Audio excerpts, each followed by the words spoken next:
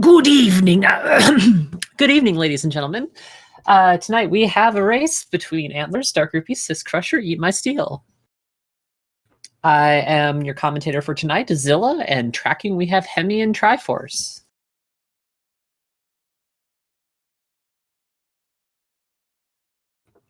Tonight's flags are going to see our runners traversing through dungeons in order to navigate between Hyrule and Zebas. The only connections to Zebas are inside dungeons. And if they start there, then they're going to have to go through a dungeon to get back to the overworld. There is very low requirement for getting into level 9 and into Torian. It can be a minimum of 1 totem is required to go into Torian, and a minimum of 0 Triforce pieces to get into level 9.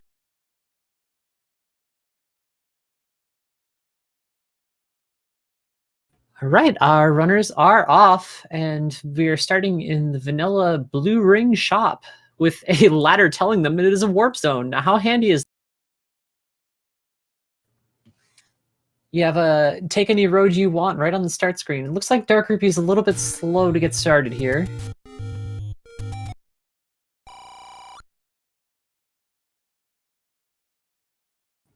All right, one of the warp zones is vanilla. Interestingly, that means they won't be able to get back into the take any road you want. Eat My Steel finding the first door repair cave.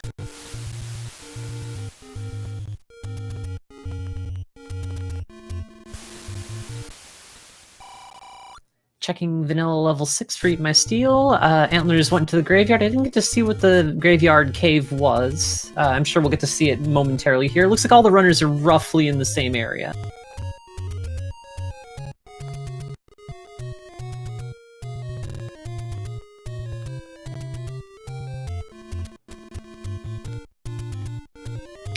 Just a shop with lots of health available in vanilla level 6.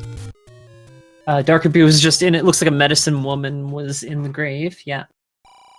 Medicine woman that is composed of the main part of a manhandla. My goodness, it is much easier to talk when I'm not doing the voice from last week. Our first game over for Meet My Steel. Really leading the pack here.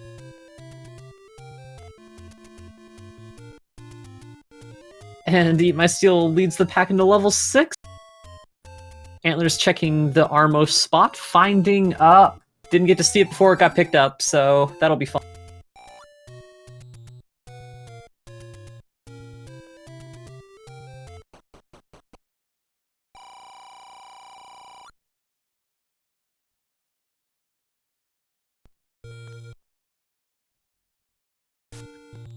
Eat My Steel also taking the first death in a dungeon. Lots of firsts. Sis Crusher entering level 6. Looks like Wizrobes look like Manhandla centerpieces.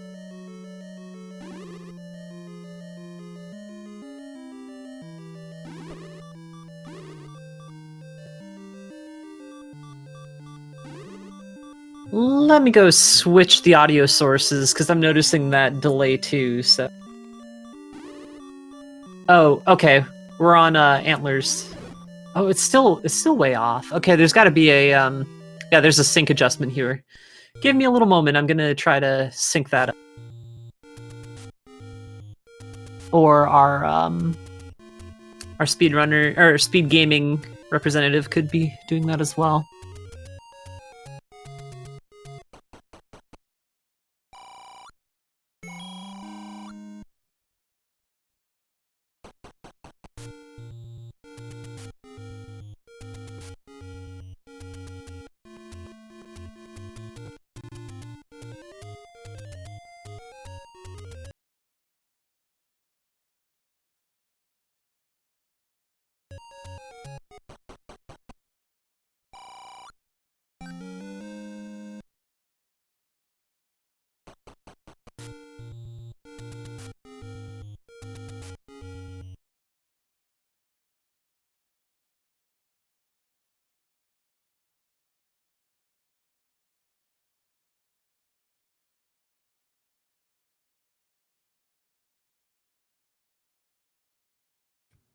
And I may have frozen Antler's stream here while trying to sync the audio, so give me a little bit here. Oh, Marty's working on it. All right, cool.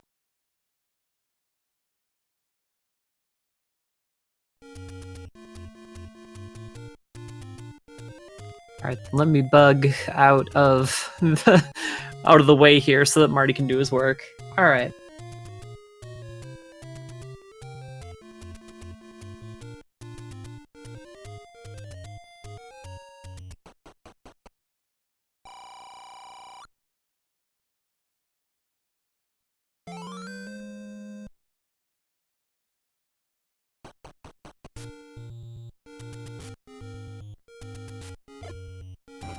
All right, we're finding some more overworld locations here. The runners are probably going to be looking for a weapon before they have to go into any of the dungeons. We're not going to see Zebas for a while there because, again, it's going to require going into the dungeons first. Says Crusher, the first to find level 7 in the screen north of Vanilla Start.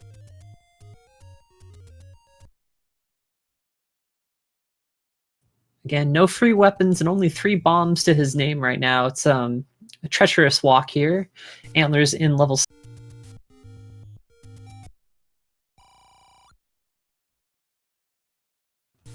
Finding a lucky clock. I think he's trying to look for a transport staircase in this room. There's a chance that this could be the transport staircase room, but there's also a chance that this could be a dud.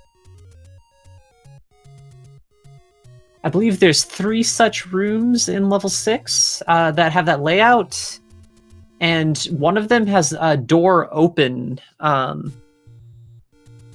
push block, which can't be that room. Looks like we're getting some either some lag or some save state stuff going on for Antlers. A little confused here how that reset stuff working. I guess it's not really a save state, it's just soft reset. Gotcha. There we go. Ah.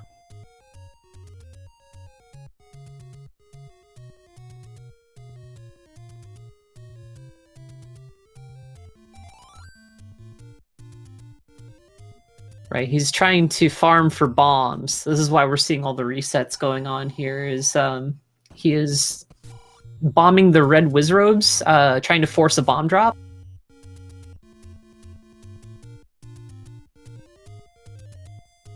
Sis Crusher finds the tip of the nose in level 7. This is a transport staircase room if he manages to kill these boomerang slinging Novas. On 2 bombs, not very likely.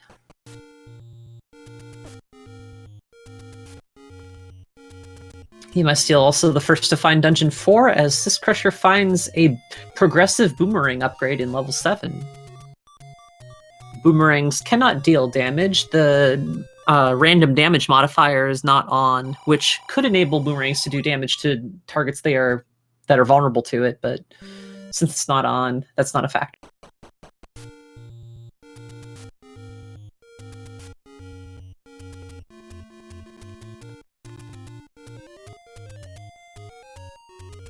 Let's see if I can figure out what's going on with Dark Rupee here. Nope, no clue.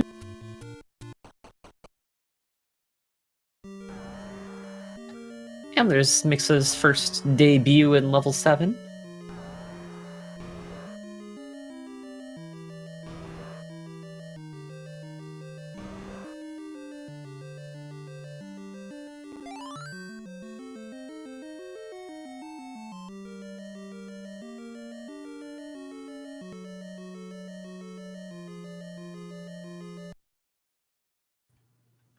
Sis Crusher does not have the cheeseburger.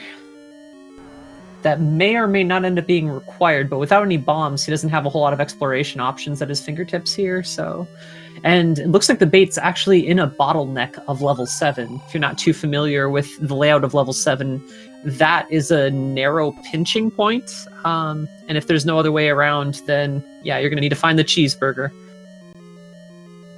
That or the transport staircase, but the way Z1M1 works, that usually will be in 2 discrete pieces, rather than linking to one cohesive whole. Sis Crusher manages to make a first into Zebas, finds himself in Brinstar, I believe.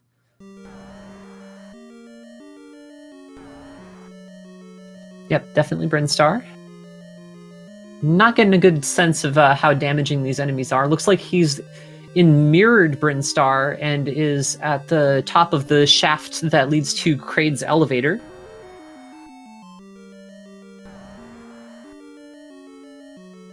Having a heck of a time making it up there with all of the Rios in the way. The Rios are knocking him down. Antler's not far behind into Brinstar.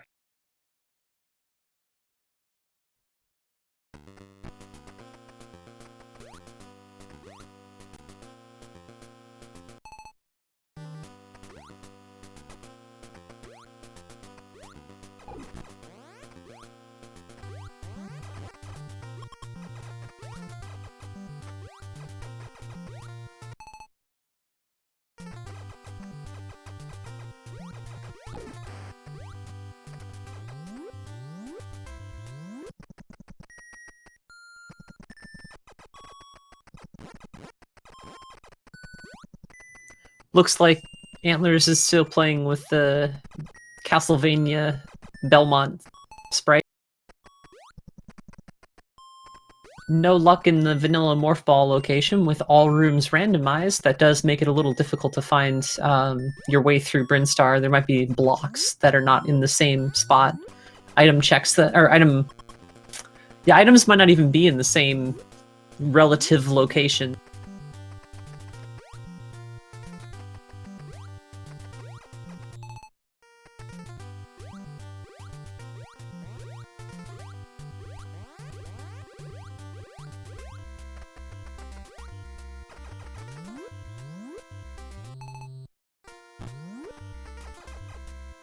Steel doing a few more overworld checks here.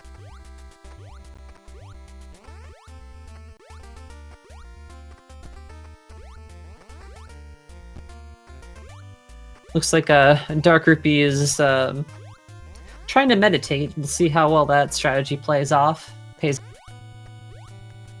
Antlers and Sis Crusher making an identical climb here in the same thing, while Steel does a few more overworld checks.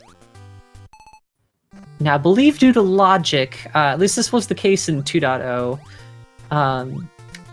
Steel should be able to find a weapon in Zelda's overworld, because Zebes requires you to go through a dungeon, and dungeons do not...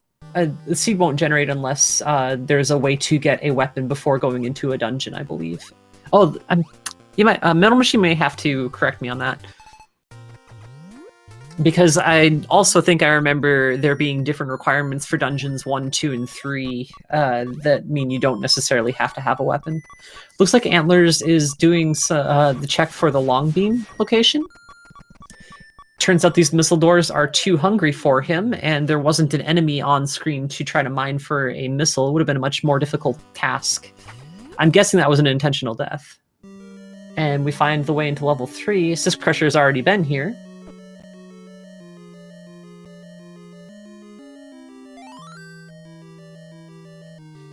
Steel checks the coast item. Finds it's the power bracelet that blocks 4 checks.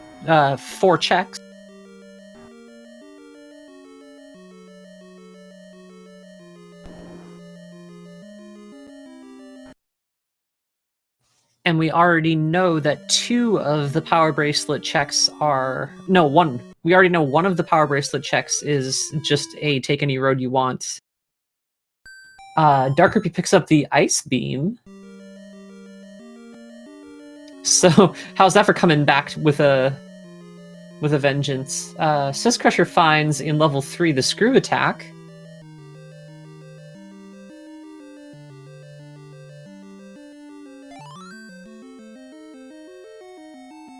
Looks like I'm gonna have to jump in for the tracking. Our tracker's having some internet issues, so give me a second and I'll be...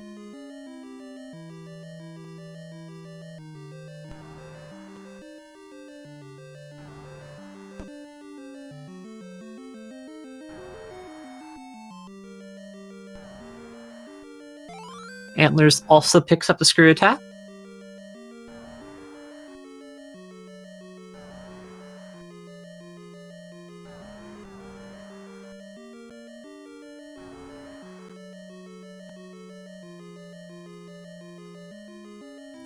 I might need reminding in case anybody else had picked up the ice beam, since it's a pretty easy location to get to. So, yeah, if somebody else picked that up before now, and anybody caught that, do let me know. Antlers fighting with a manhandle, drops a bomb, blows off a head, but exits the room, unfortunately. Sis Crusher taking an unfortunate death. Antlers finds a Triforce piece. That's Triforce piece number 4.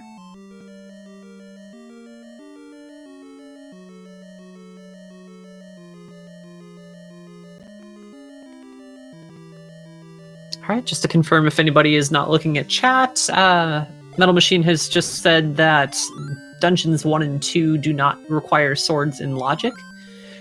Antlers finds the cheeseburger. Sans buns and sans cheese, so I guess it's more of just a burger.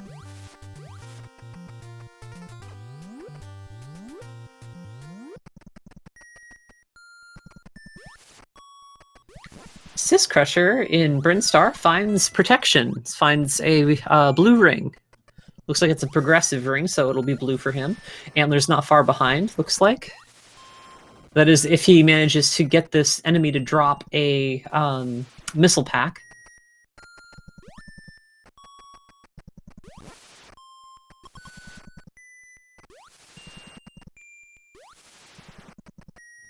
Yeah, you see he's trying to lead enemies over here so that he can get it to drop a missile. Gonna be a bit of a tedious process here. And he's got the Rio over here too. That should make things a little easier. Now, as long as he doesn't off-screen the door, it won't regenerate, but he needs to have missiles available on the same screen as the door in order to... And here's his shot.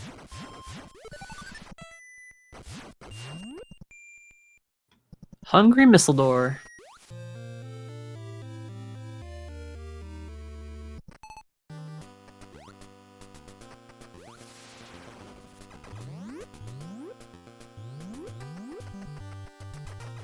Looks like Eat My Steel has the letter. Interesting.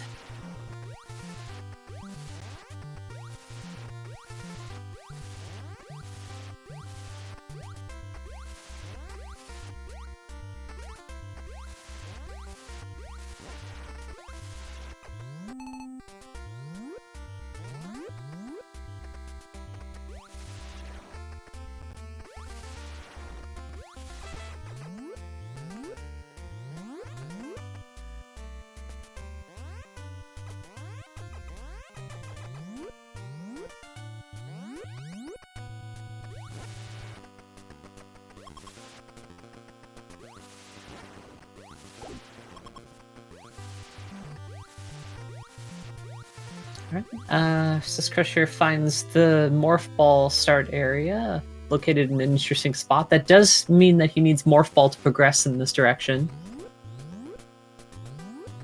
Looks like Antlers and Sis Crusher give each other a high five as they pass by. Eat My Steel doing the waterfall check, a few more overworld checks, Dark Rupee climbing Lost Hill.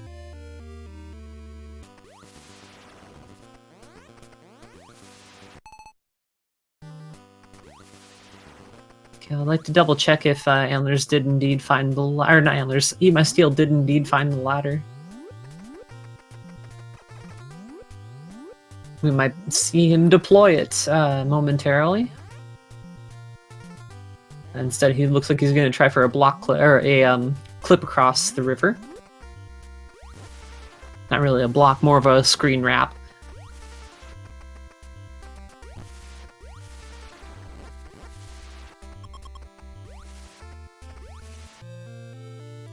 Map number 7 for Antlers in the Brinstar area. Sis Crusher returns to level 3. I didn't get to see the first time they were in level 3 if they tried bombing south of here to get to the entryway of level 3. If that wall is not bombable, this is the only way to actually get access to level 3. So that means from the Zelda overworld, they have to go into level 7, walk through Brinstar, and then get into level 3 through here. Antlers finds Ridley's hideout.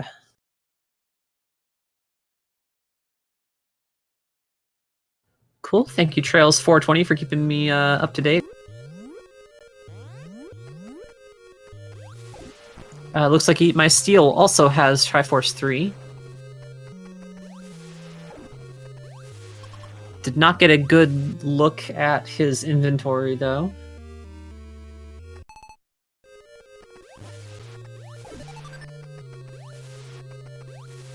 Getting some health in there pretty early, too.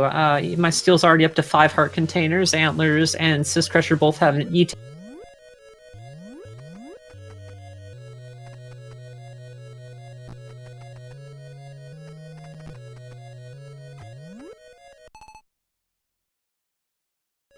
Nice little lava swim here from Sis Crusher. I believe that is completely out of logic, but he does not have Morph Ball, so this is one way to put that into his checks. Everything past here, though, will probably assume he... Oh, interesting. Everything in Brinstar from that entryway is technically inaccessible by logic, unless there's a different level that will put you on that side.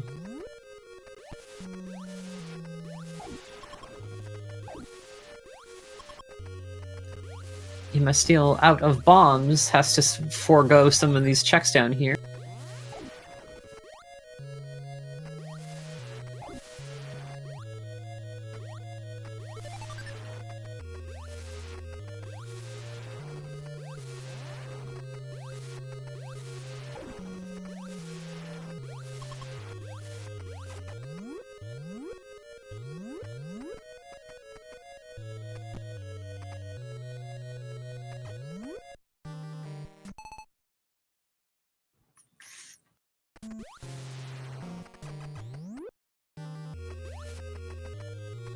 Antlers peeks into Norfair, decides not to continue.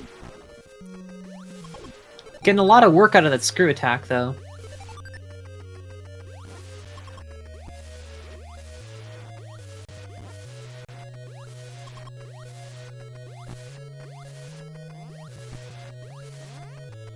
Looks like Eat My Steel did indeed have the ladder and now has the power.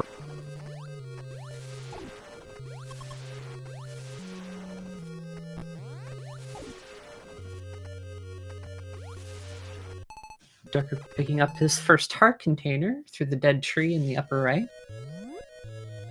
He's still got some Halloween graphics going on.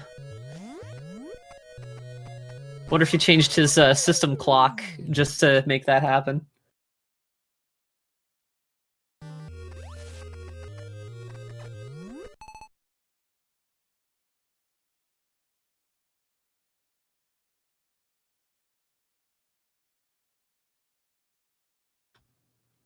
And then jumps back into Ridley's hideout.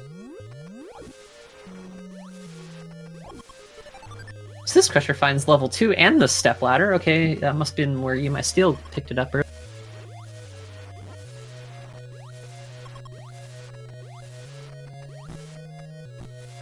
Looks like Sis Crusher... Oh, I thought he might have been trying to get an intentional death, although I wasn't entirely sure why. He's pretty close to his spawn location.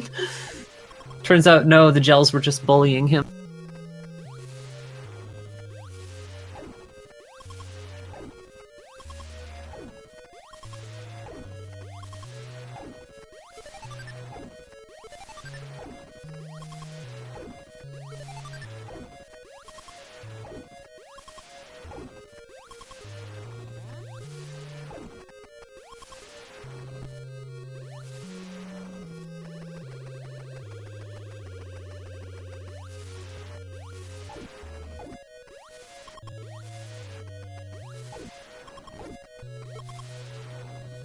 Sis Crusher finds the Dodongo, but finds he's empty-handed, so unfortunately he won't be able to take out the Dodongo.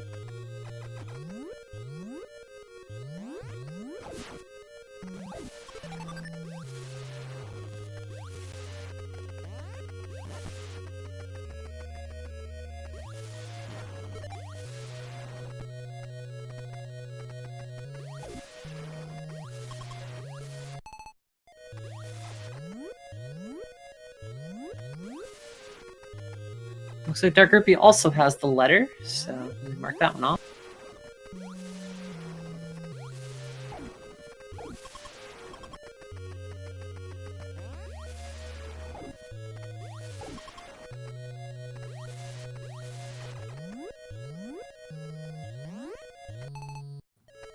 And there's really putting in the work here in Ridley's hideout, getting quite a few of the pickups scouted at least.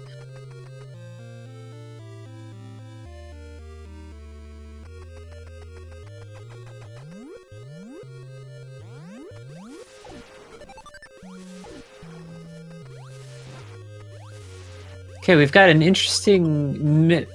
the logic is able to account for this, but there's a complete wall there except for through lava trekking that Antlers found down in the basement of Ridley's hideout.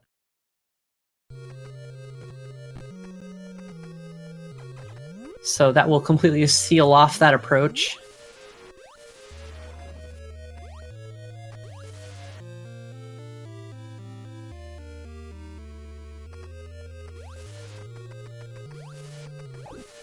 My steel finds level 7 from the front. There are a lot of mini-bosses here in level 7. So far, all 3 rooms that Eat My Steel has entered have had mini-bosses. I like to think of level 7 a little bit of a menagerie. It has quite a lot of enemy types and quite a lot of mini-boss.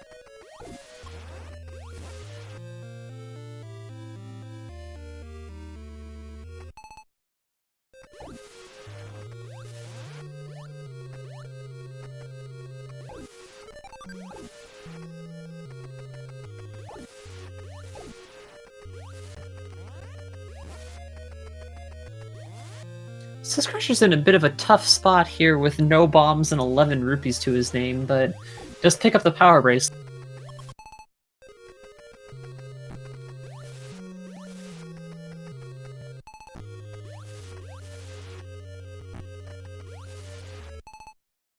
Alright, there we see the other side of the wall that Antlers had found. And there's Sis Crusher picking up the letter.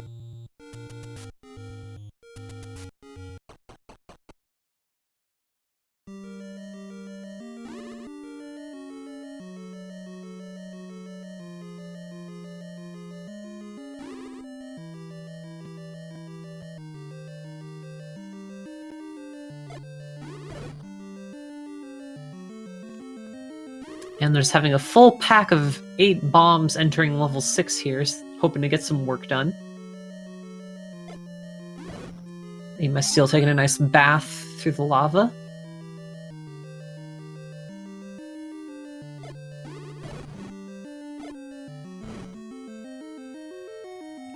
Yes, individual dungeon compasses are completely rando, as well as Triforce pieces and maps will have numbers indicating which dungeon they belong to.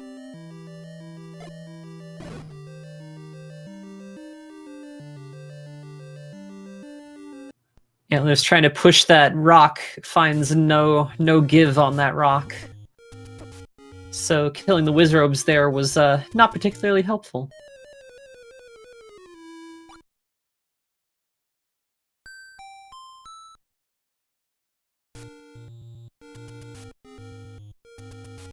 That is one fashionable ladder there that Sis Crusher just paid off.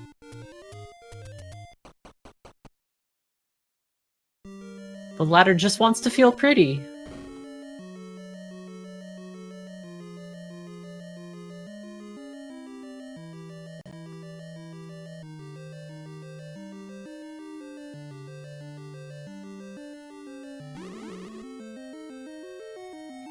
Antlers finds another one of those rooms in the same kind of template. Very nice bomb pickup off the red Wizrobes down there. He's probably looking to shuffle the room, because blue Wizrobes tend to eat a lot of bombs.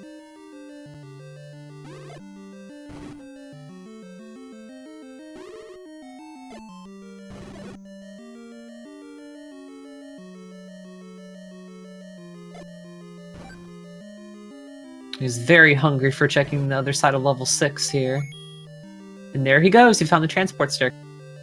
Oh no, this is the sword! Hey, alright, this is worth it. His tenacity paid off.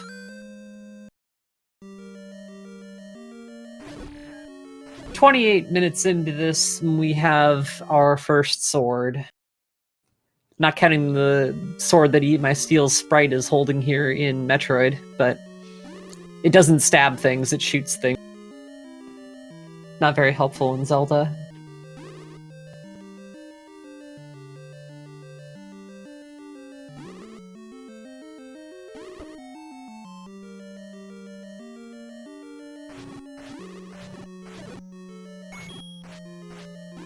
With that sword, he can definitely make more work happen here in levels.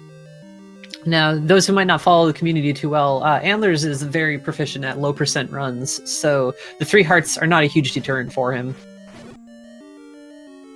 Especially when he's already got the blue ring.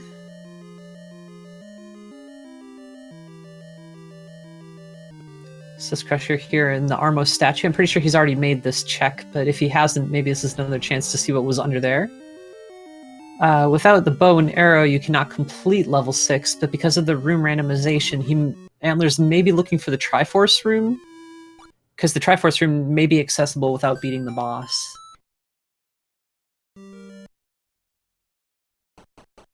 And yes, indeed, it looks like Eat My Steel does have the bow.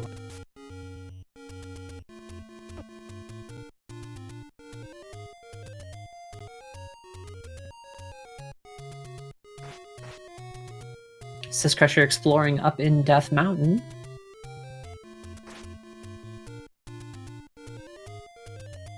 Decides to quit out before having to pay the ladder. And he's still flat broke anyway, so the gesture was a little bit meaningless.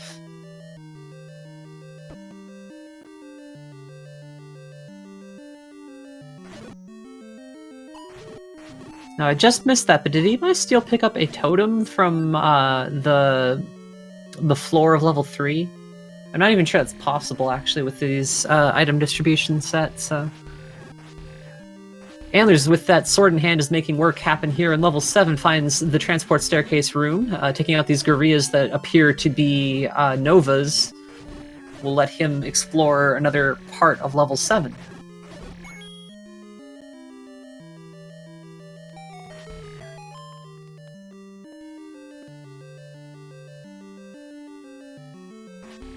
No cheeseburger yet for Sis Crusher's Goriah.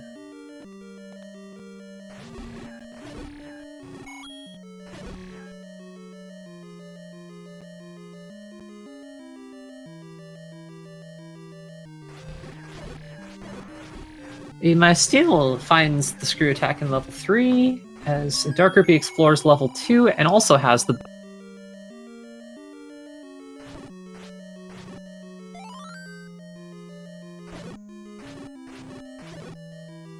Didn't get to see what Antlers just picked up here from level 7, but he did find the Triforce room. Level 7's boss is Aquamentus, which is exactly the same as level 1's Aquamentus, so isn't too terribly threatening if Antlers can go find it and kill it for its item. And we hear the boss purring. Antlers has found Aquamentus. Should take 8 hits from the wood sword. There's 4, 5. Oh, I was wrong, and there's the recorder.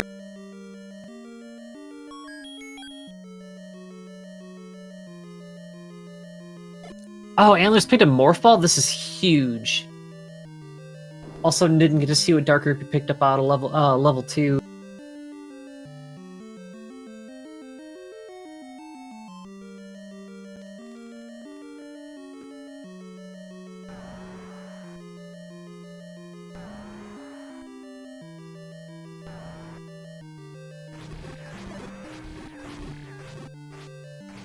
Eat My Steel is taking on the Manhandla of level 3. Well, he decides not to. Sis Crusher exploring Kraid's hideout. I don't think we've seen that anywhere else.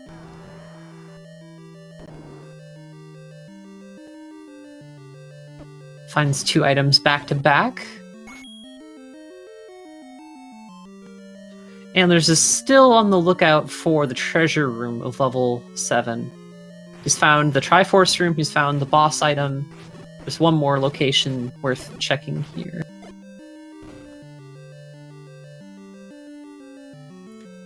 And the snake shields the morph bombs. That is level 4.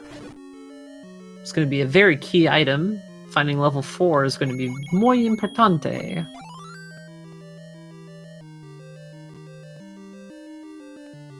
My steel picks up his ring.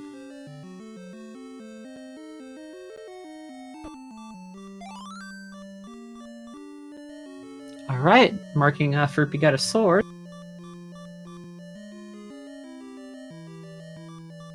Now, was that the same sword that we saw Antlers pick up? No, I don't think so, because that was in level 6, and I don't think Dark Ruby's been in level 6 the way Antlers has.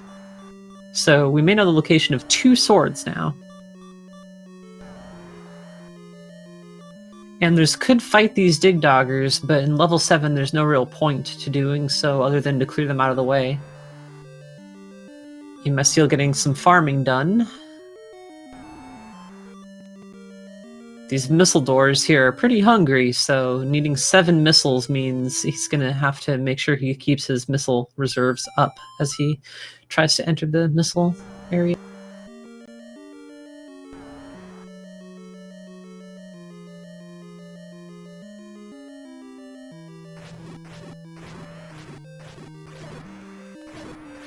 Once again, just not quite able to see what Dark Ruby picked up from the boss room here in level 2.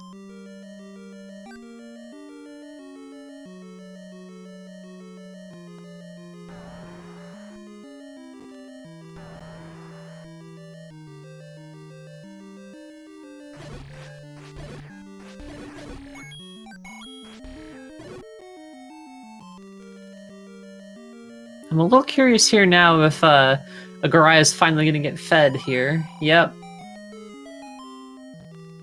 Cheeseburger deposited.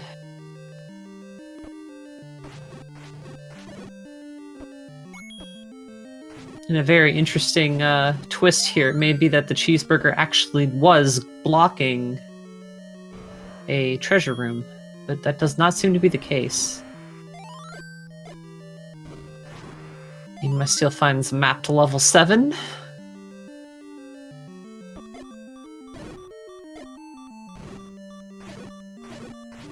No, it looks like the cheeseburger is not gating anything important here. It's getting 2 rooms that seem to contain absolutely nothing. Unless the ladder is required, which may actually be the case here. I would have to see Antlers pause to look. No, he's been in that room. Well, alright then. He must still finding an elevator down into what looks like... Is that Norfair? No, Ridley's High.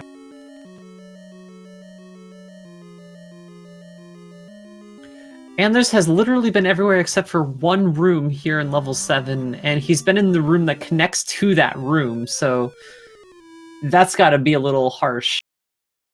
I don't know if it was actually... It might be ladder blocked?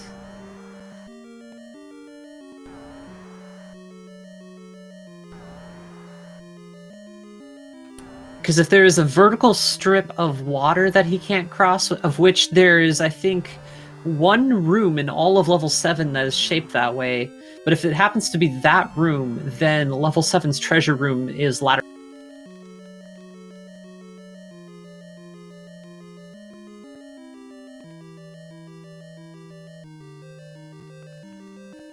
Interesting how the tile sets on Eat My Steel screen and Sys Crusher screen were exactly the same, just slightly different color.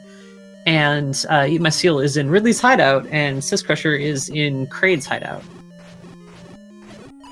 Looks like Antlers is going to make the play back into the back part of level 7 to double check that 1 room that he missed.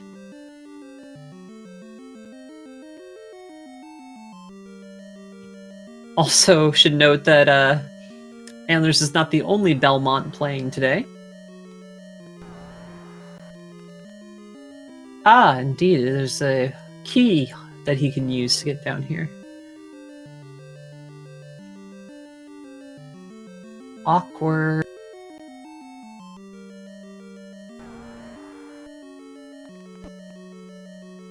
Now, I actually had forgotten until just now, but level 7 did also have an upgrade room that I think Antlers might have not seen having the boomerang. But he must have now because he's been in every room, so... Okay, here's the room, and it's just got some cash in it. Dark Rupee making his way into Lower Norfair here through Gumdrop Hole. Oh, that's not necessarily Lower Norfair anymore. Finds his first energy tank. Antlers is going to be haunted by the calls of the boss until he enters another cave. Big health area here for Dark Rupee. Picked up an energy tank and a heart container.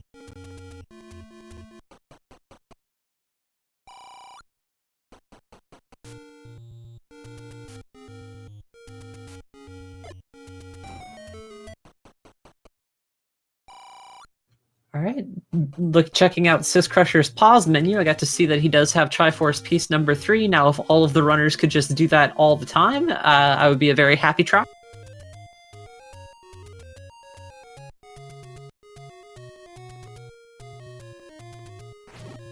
Also, if the runners were doing it all the time, then I would not need to be tracking.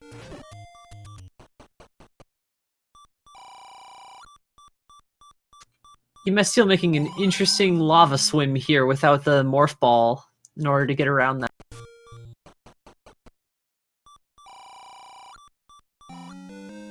Now, am I mistaken, or are Antlers and Sis Crusher in the same store? Or they were?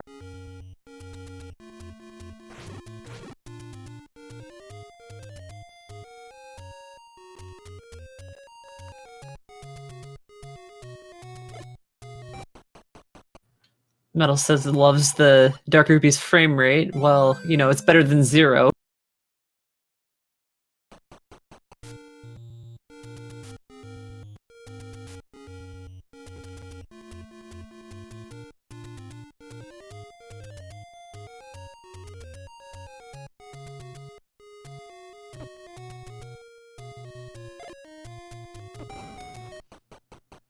Now, I believe Eat My Steel is actually going into Lower Norfair proper. It's always hard to tell when the room shuffle is on. Outdated information there.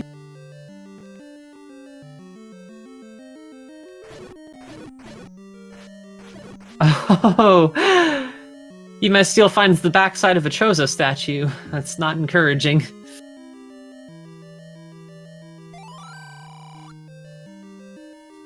Antlers does find level 4 though, which means if this is connected... Oh, I guess it's not connected. How unfortunate. Okay, we have actually seen level 4 before, but it looks like that doesn't let you get into level 4.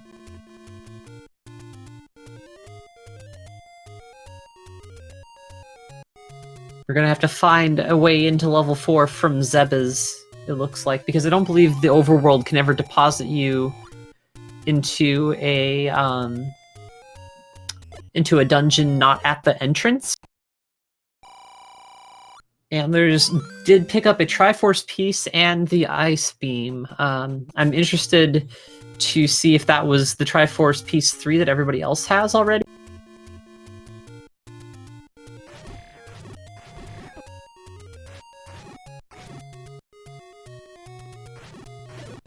I'm willing to bet that that's Triforce piece number 3, and that's why everybody else had that. This is an easy check in the overworld. And Triforce piece 7.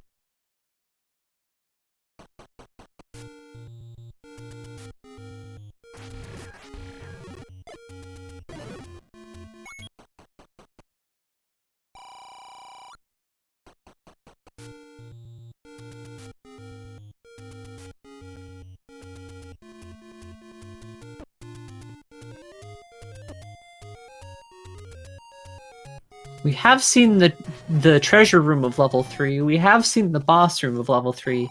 I can't 100% remember if we have seen the Triforce room of level 3. Sis Crusher going back for another round with Manhandla. Still no sword, so I'm wondering how much Manhandla will elude Sis Crusher here. Not long at all. That's Triforce piece number 4.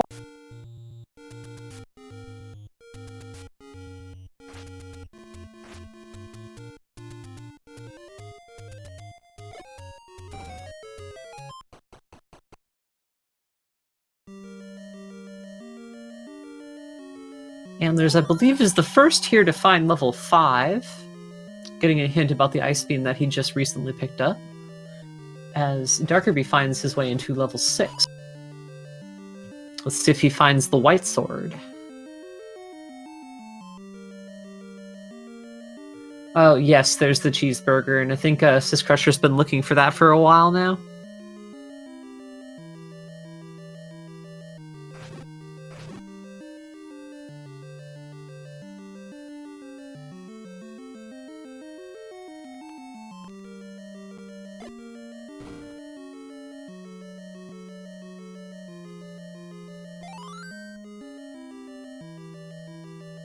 Antlers is really feeling the pressure here without the ladder, but I think he just got a hit. I think he just got a hint about the ladder not too long ago, so that might be helpful for him.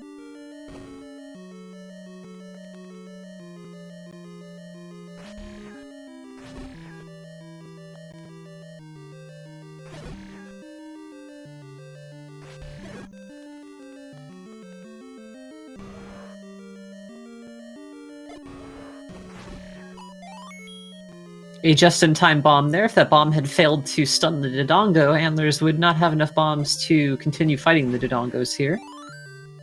But for those who are unaware, if you stun a Dodongo with a nearby placed bomb that explodes and stab it, you are roughly guaranteed to have a bomb drop unless there's a fancy situation in which it drops a fairy instead. But I don't want to get into 16 kill count fairy drop explanation, but...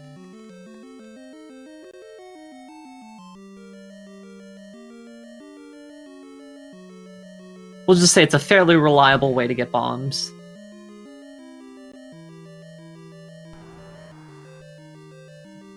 Triforce Room only having a missile pack here for Antlers. Dark Rupee trying to get through level 6 with bombs and a wooden sword.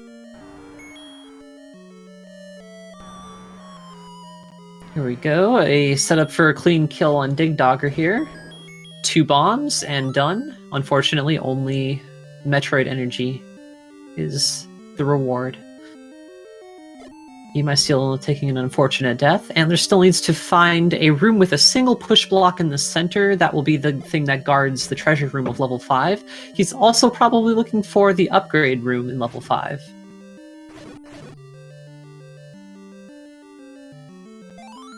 Speak of the devil, it is a ring upgrade, and he takes it for the red ring.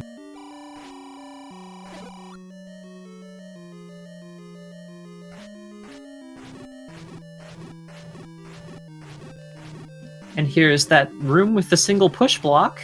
We've got a bunch of Pole's Voice in here. With a wood sword, they take, I believe, 9 hits. Very durable Manhandla pieces here.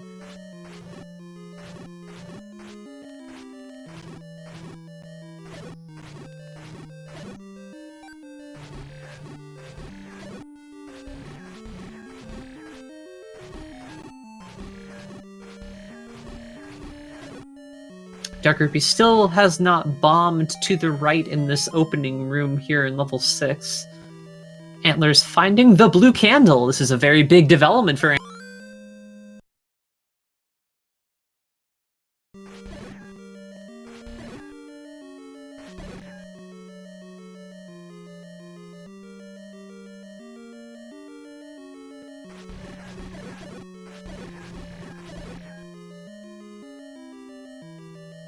Says Crusher, now armed with the cheeseburger, is in level 7. Boy, I just cannot call it the bait. It is a cheeseburger tonight.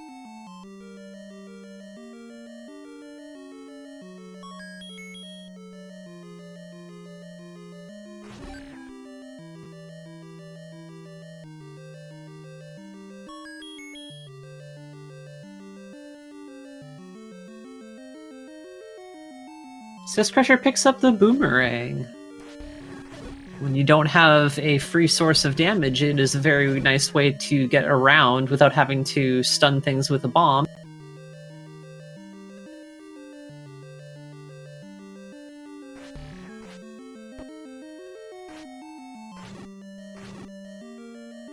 Two of our runners are still lacking swords.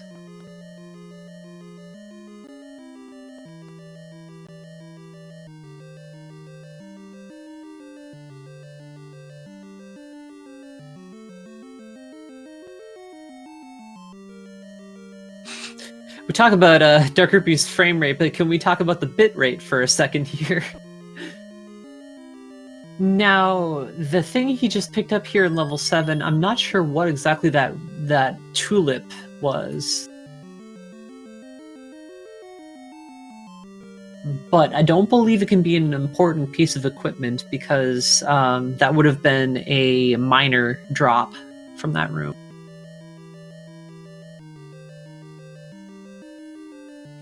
And I believe Antlers has seen everything here in level 5, so I guess he's just making his way back out. Or double checking to see if there isn't another exit to Zeba's in level 5 here. Ah.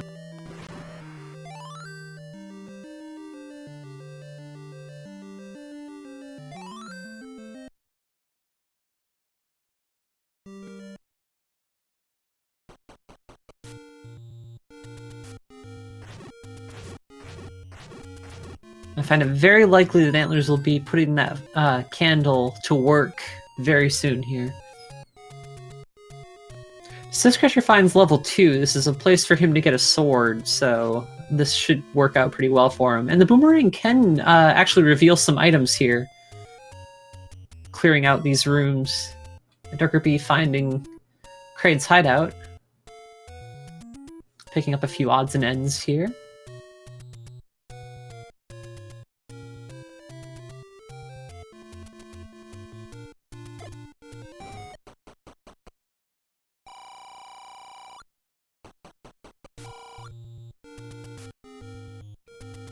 Looks like Syscrusher might be trying to kill with a boomerang. No dice, and not when random damage isn't turned on.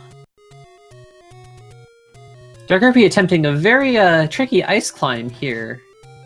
Now, the logic is set up that you may actually be required to do some crazy ice climbs quite a bit like what he's actually doing here, so...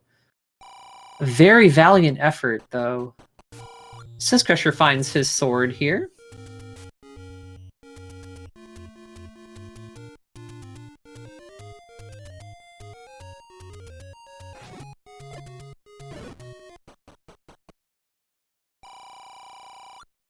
And Triforce number 6 for Syscrusher, I'm hearing, so let's mark that off. A little surprised Dark Rupee didn't pick up the Triforce number 6 if he was in the same area. He's really trying this ice climb, too. I kind of admire his dedication.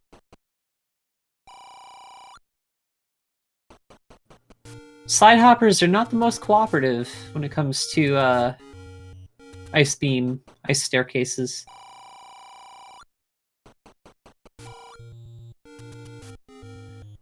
Man, this PowerPoint, though, it's really killing me. Oh, Syscrusher must have screw attack. Oh, he does. Never mind, I got it lit up. For some reason, I didn't see it lit up on his tracker until now. Well, these ladders are really just becoming the high fashion. They're really funding their fashion boutique.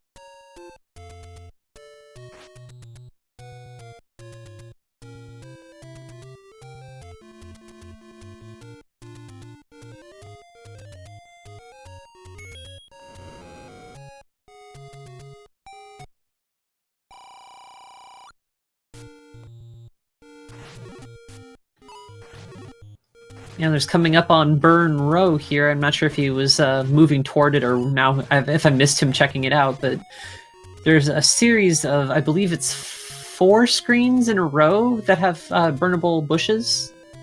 Yeah, he's moving toward it, so lots of checks here that are going to be Antlers exclusive until someone else finds a candle. Looks like Eat My Steel is checking Spectacle Rock. Dark Rupee determined to make this ice climb work. I blinked and missed the second check here. Third check is Medicine Woman.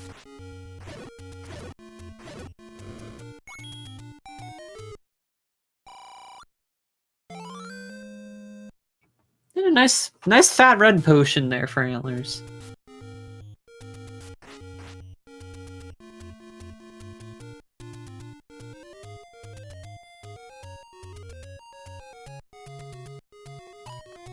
Am I still actually checking a cave that I believe Crusher noped away from? Oh, so close for dark.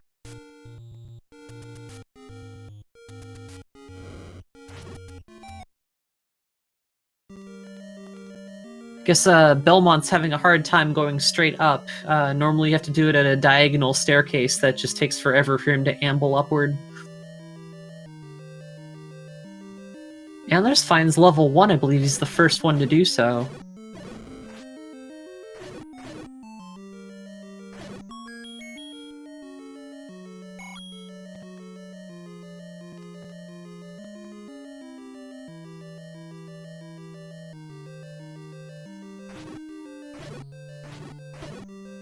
I'm actually a little curious exactly how long Dark Rupee's been at this ice climb. And I'm not very confident that it'll actually pay off for him, given the item sets that I'm seeing other people. I'm not even sure what could even be up here that would even make it worth his time.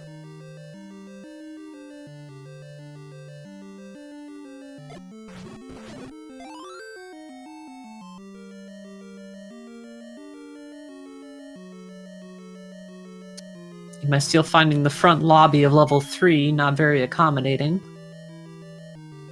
This is something that I was kind of hoping would happen with this flag set, is that we're seeing some dungeons where you can get to them from the overworld, but the only thing you really get to do in them is walk about 2 rooms deep, find that there's a dead end, and walk back out.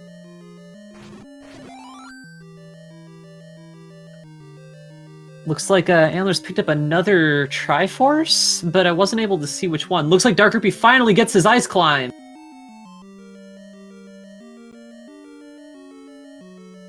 Let's see him make the most of it. These are all minor checks up here usually, but with the room randomization, that's not necessarily true. Crusher finds some cash down here in Lower Norfair. Dark Rupee's first bounty from all the work he's put in there is a key. He also finds another ice climb. And it looks like Antlers has found a Ridley totem. That might be enough to get him into Torian.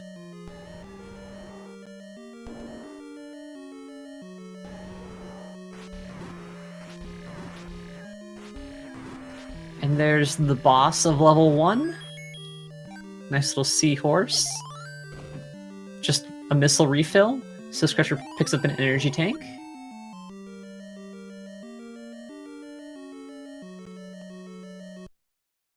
Followed by a heart container.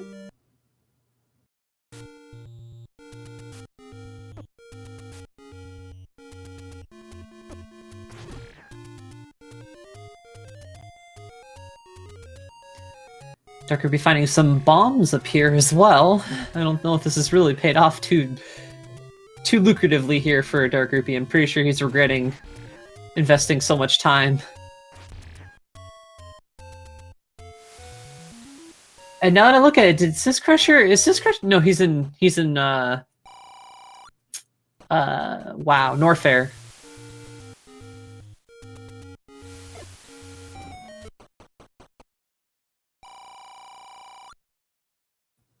And the last check the Dark Rupee gets to peek up here, and it's absolutely nothing. He does find an entrance here. No, this is actually super important. If this leads to an area... Ooh, this is the back half of level 4!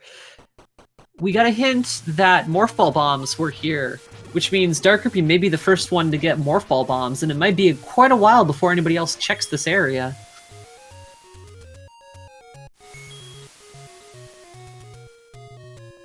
Since he's got the ladder, and let me mark that, I don't believe there's any obstacle to him full clearing level 4.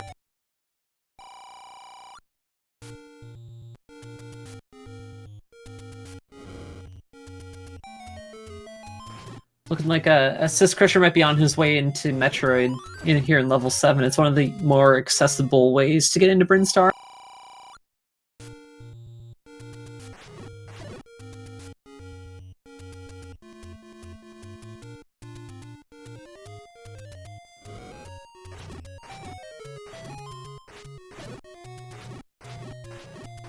Did I miss Dark Rupee picking up a totem?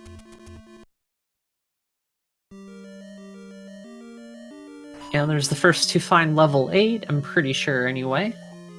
Certainly haven't seen that color scheme pop up on anybody else's screen.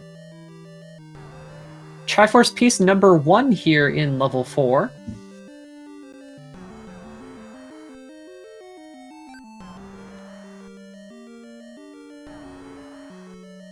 Antlers here in level 8 has 2 treasure rooms that he can pilfer. However, without bow and arrow, he won't be able to defeat Blue Goma, and if Blue Goma is blocking progression, then he might be stuck. Also, I don't believe he has the ladder, and there is a Chevy room in this that could block him if it gets randomized into the wrong spot. And he finds the four-headed Gleeok. The roar was probably disguised by, I think it was a manhandle in the other room. Not sure he was prepared to fight the boss, but Antlers is pretty solid on this, so very good at doing this without taking any damage. He took a hit, but he did not take damage, so I'm not going to count it yet. Alright, he took damage. Dark Rupee finding the manhandle of level 4. Very eyeball-y. And that looks like it's high jump boots for Antler.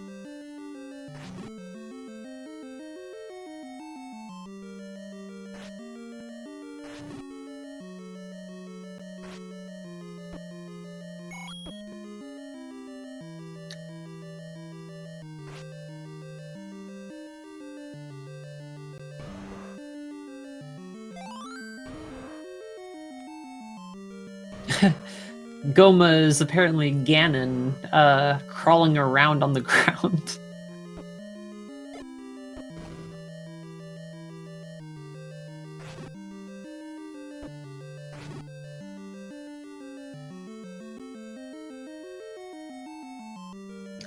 Looks like Sis Crusher's finally getting into the back half of level 7 here. So far, have not seen Dark Rupee finding the Morph Ball bombs, but this is, I think, the raft room. So as soon as he clears out the fires, he's going to push on these blocks and see if he can. Yes, he did. He did indeed find the Morph Ball bombs.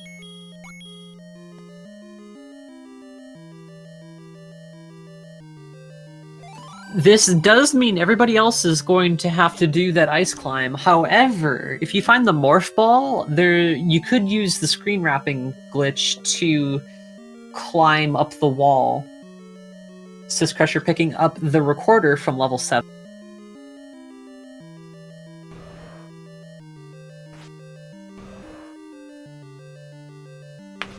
I believe Antlers has found one of the treasure rooms here. It is the wand. Potentially a good find here. It does more damage than the woods.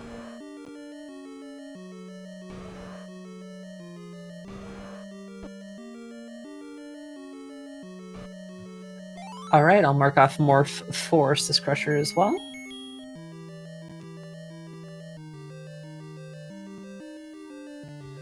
Missed what Antlers just picked up here in the Triforce room, and Mysteel picked up a item from some Metroid pedestal, so I'm not really sure what that was. The items just keep coming in spurts. Thank you guys for helping me out and keep on top of this.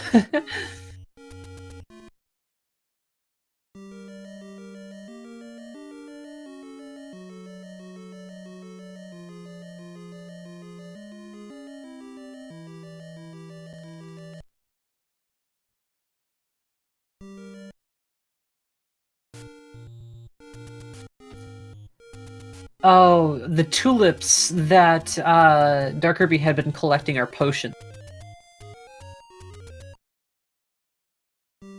Which is why that dropped in a minor spot.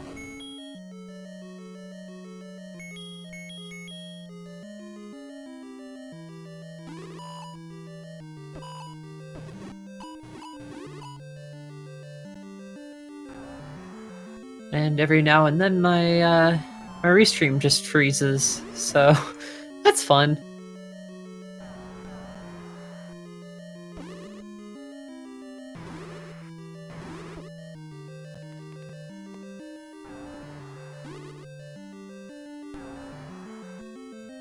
Triforce piece number 2 for Antlers.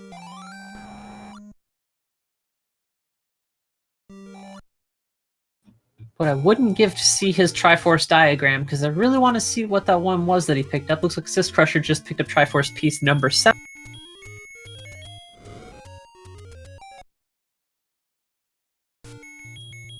The maximum Triforce requirement to get into level 9 in this flag set is 4. But picking up Triforce pieces for other dungeons while you have the recorder does open up ways to travel around the overworld. He might steal finding a Morph Ball tunnel. I don't believe he has the Morph Ball, so this is probably going to be a up A. Yep.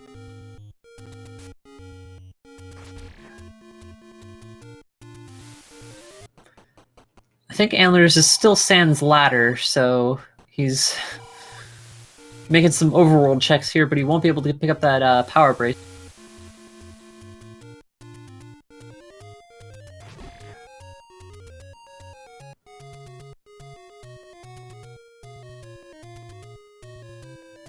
Mycel still finding himself stymied by the Morph Ball tunnel requirements. What's interesting is the runners that have the Morph Ball haven't been in Metroid and using it.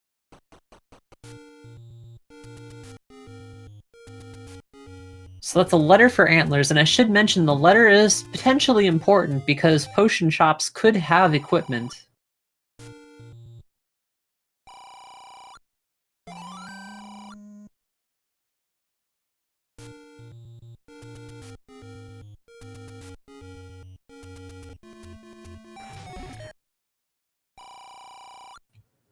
Sis Crusher finds level 5.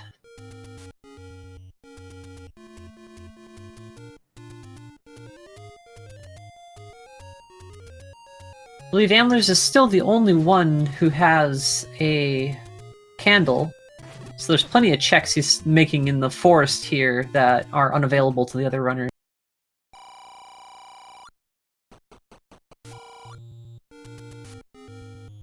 Now this is an interesting situation. Dark Groupie is potentially forced to do an ice climb just to get out of Kraid's hideout. Unless he wants to down B all the way back to the original spawn point.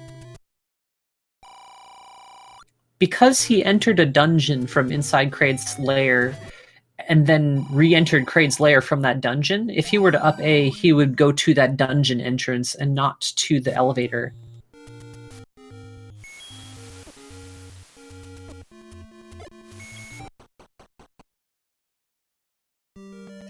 Antlers could not have picked up the bracelet because he does not have the ladder.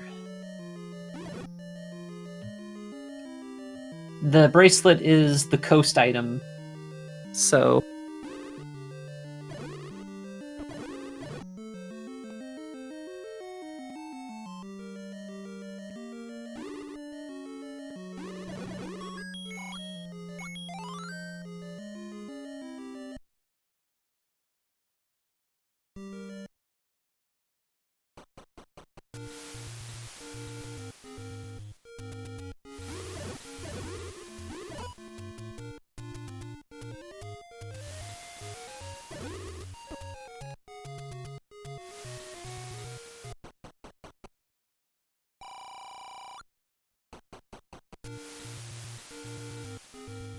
Okay, double check the clip, and during the clip, Antlers picks up the wand, which is what he's using right now.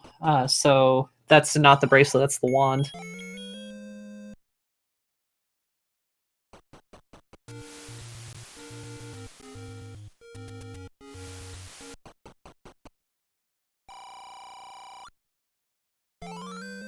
Okay, now I'm tripping too, because that is the bracelet that I'm so confused now.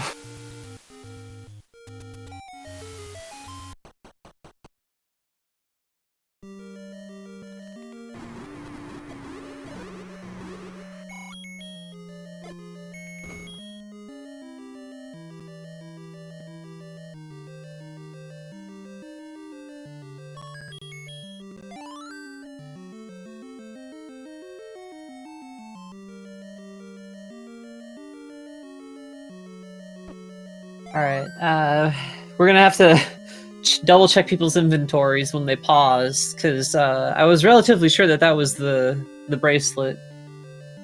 But that is indeed what Antlers picked up when he was up there, so... And he's also the only one who's been in the level 8.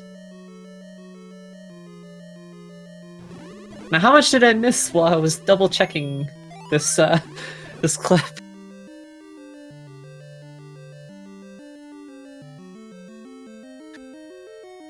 Nice energy tank pickup there for Sis Crusher. He's in a T room, so he's gonna have to do this ladder clip in order to get across, which he does handily.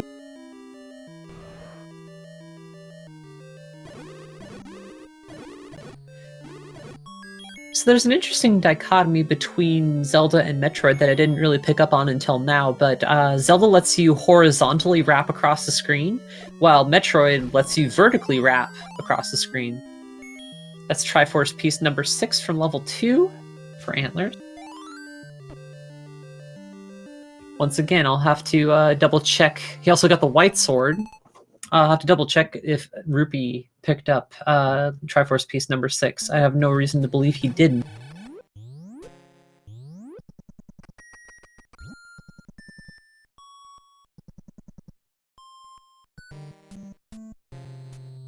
That's a was that, yeah, the ring upgrade for Sis Crusher? Even though he doesn't seem to be wearing it yet, I'm sure he will change color when he leaves the dungeon.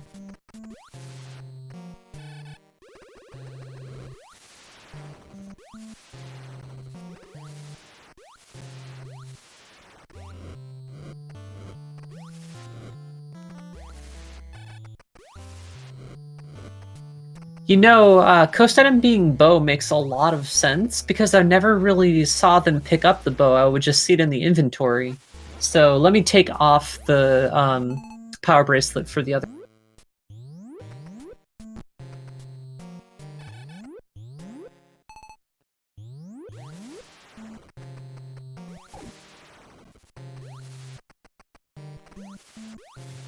Sis Crusher finds his candle.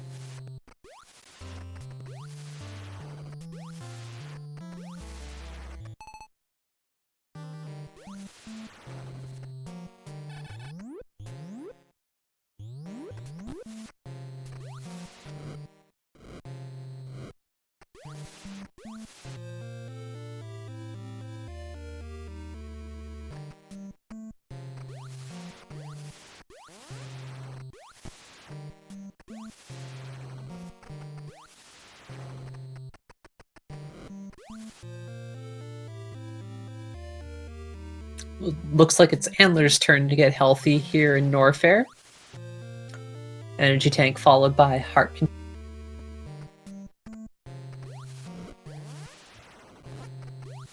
Sis Crusher about to pick up the missile tank, and I think he's on to fight Dig Dogger in the room underneath this. That is indeed true. If I remember right, this isn't a fruitful fight, though. I think there's only Metroid missile replenishment.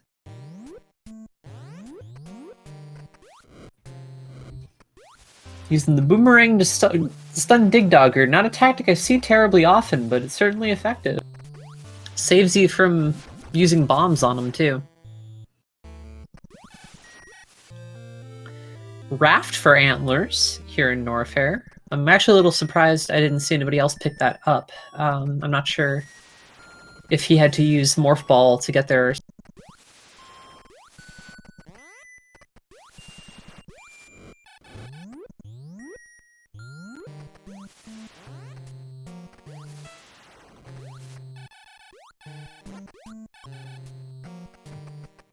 Now, it is worth noting that Antlers does not have Morph Ball bombs, so he won't be able to go back down from up here without up-Aing. I'm sure that factored into his routing consideration when he came up here.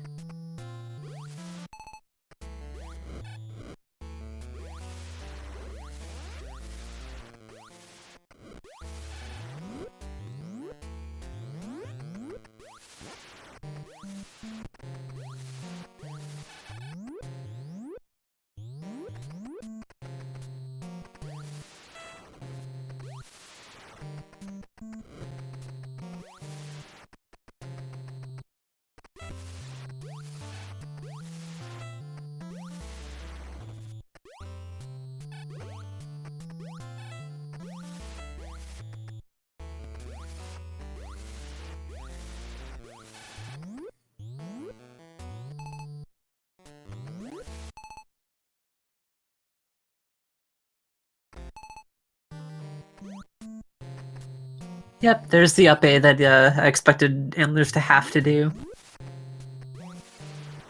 Steel manages to kill an enemy just out of reach from being able to pick up that energy drop, and he's starting to drop in energy, so an energy drop would be helpful when your energy is dropping. Just got to see Sis Crusher's Triforce screen, and I'm trying to remember what I saw. I believe I have him marked correctly. I think I saw 4 Triforce pieces in his inventory.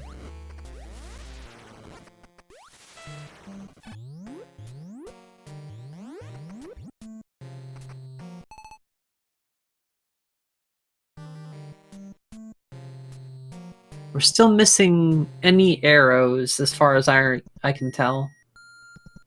But once we get our arrows, I believe that's go mode? We'll have to double check to see how many totems are required to enter Torian. Emi's Steel taking on Ridley without much energy. This is not going to go too well, I don't think. Yeah. Pretty quick demise.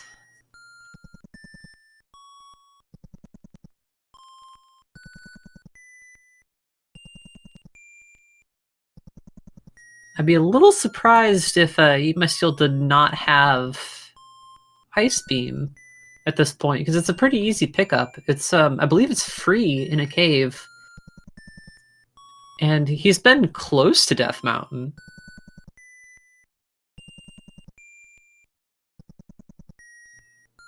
And yeah, it looks like Dark Rupee just picked up Morph Ball here in level 7 as well.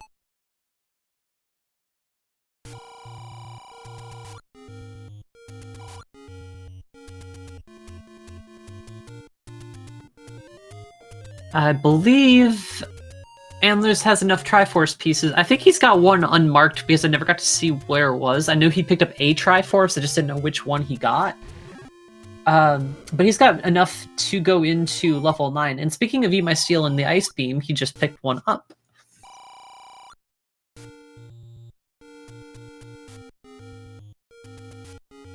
I do remember that anything can be in 9. Which means both arrows potentially could be in 9.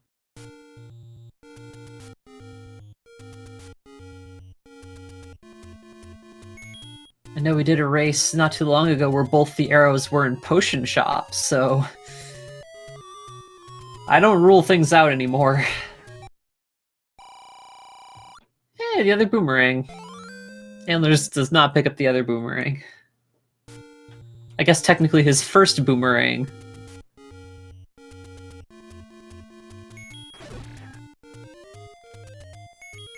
Alright, thank you. Makes sense that he would pick up Triforce 7, he's in the area.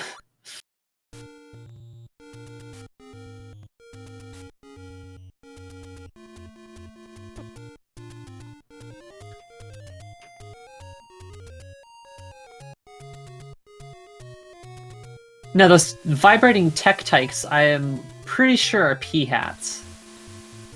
Also, yes, I can see that actually is the bow. It's just everything in the restream is so blurry that it made it look like the power bracelet. Also, apparently Antlers picked up the ladder sometime when I wasn't looking, so ladder and bow for Antlers.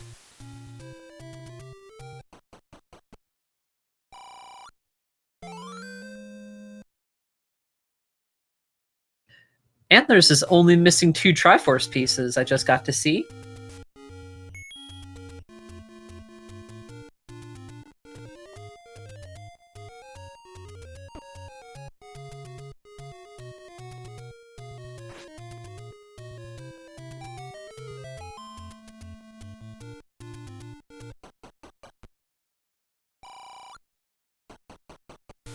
No, the problem is, I'm not great at actually knowing the center of the Triforce and which pieces are which. I know he's missing Triforce piece number 1, but I'm not sure what Triforce piece he's missing besides 1. So I'm marking it as 5 right now.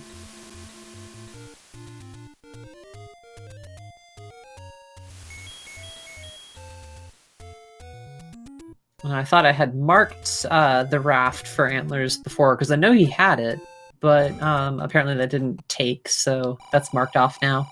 Sis Crusher also drained the pool and decided to pick up the potion.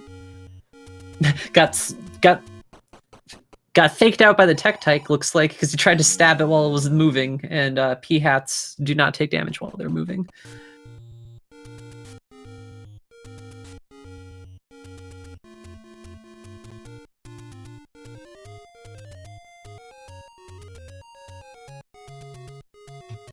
Oh, are you saying that Eat My Steel got raft? Or are you talking about Antlers here? Because Antlers needed to be marked off too, but I didn't see Eat My Steel get the raft. Which I think is in Metroid, so I'm pretty sure he didn't pick up the raft just now.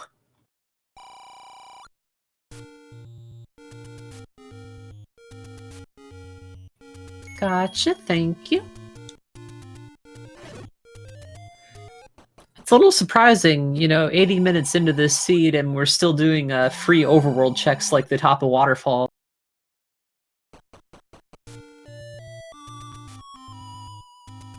There's the screw attack for Dark Rupee.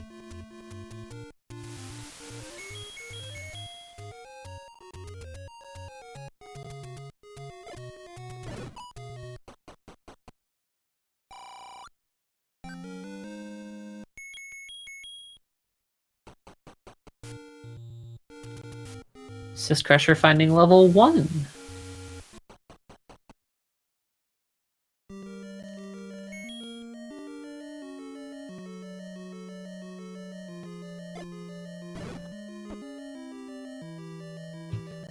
I was mistaken about level 3. You actually can dive deeper into level 3 from the lobby.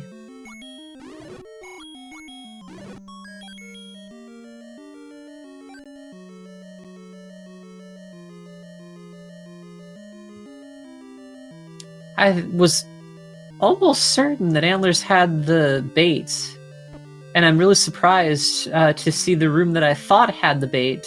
Oh, this is the room that has the bait. Okay. It's not in the position I thought it was. Okay.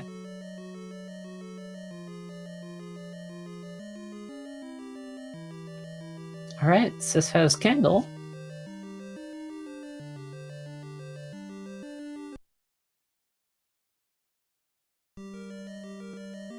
And Ridley Totem.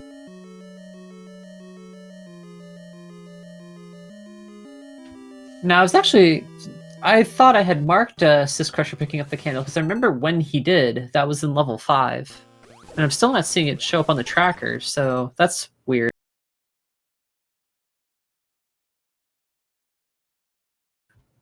Alright, hopefully it sticks this time. There it is. Okay.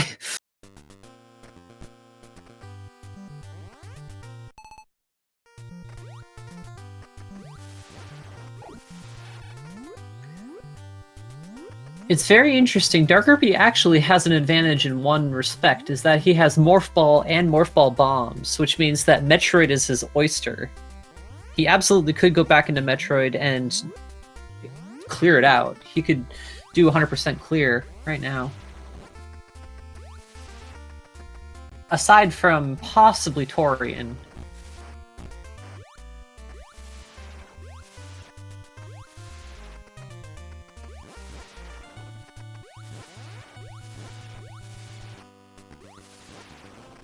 Eat My Steel, I believe, does not have the Morph Ball, which is in level 7, so that puts him at a disadvantage here in Metroid. There's a fair few things he can't do.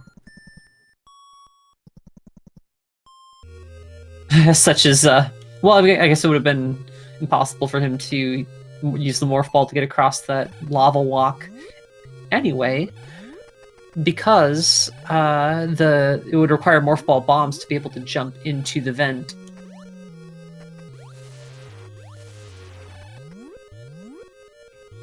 And I was able to put the high jump boots to use and check this attic area for Ridley. Sis Crusher picked up something from the Triforce room up here. I didn't get to see what.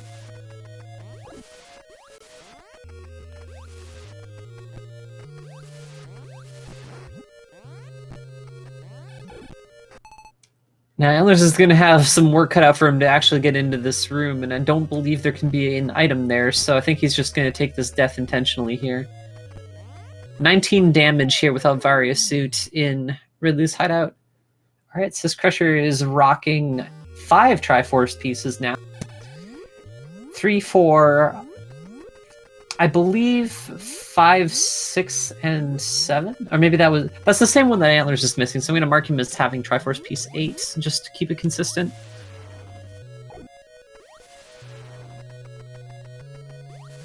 I really should work at absolutely memorizing the order of the Triforce pieces in the center. But I don't have that, so I'm going to mark it as Triforce piece 8 that is missing.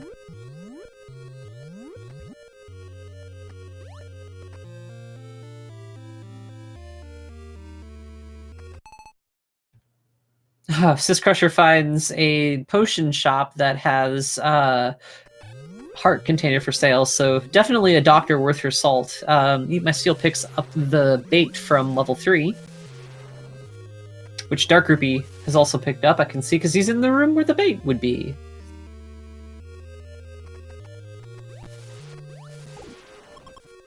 A little curious there from Antlers. He jumped into a screw attack but didn't kill the enemy, instead took damage from it. Kind of.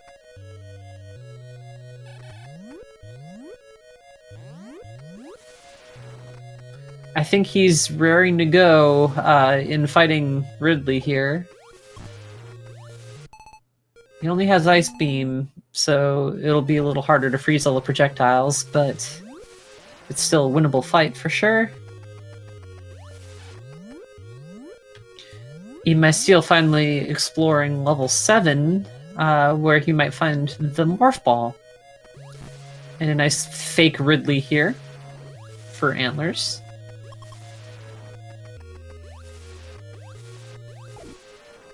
Syscrusher finding the front lobby of level 4. Looks like all it does is take a key from you and tell you a hint for what I think was most people's first item.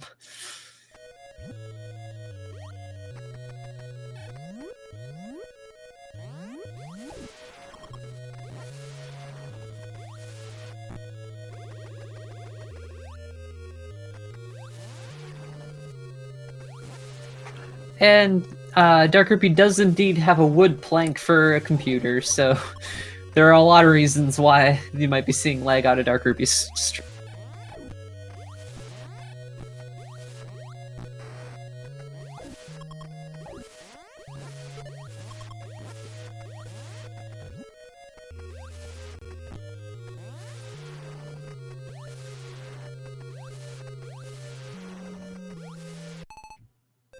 Syscrusher is down at the beach, but he's not actually opening up any of the...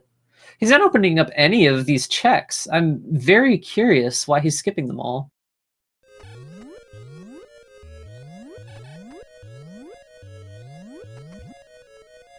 Okay, now he's checking them backward. Interesting. Loses out on money-making game. He doesn't have that much money to begin with, so he's got to make this count. He's got no money. Eat My Steel is not rich enough for the boomerang. Not 100% whether Antler's meant to take that death or not. It seemed like if he wanted the death, he could have pushed himself into an enemy much faster than he did.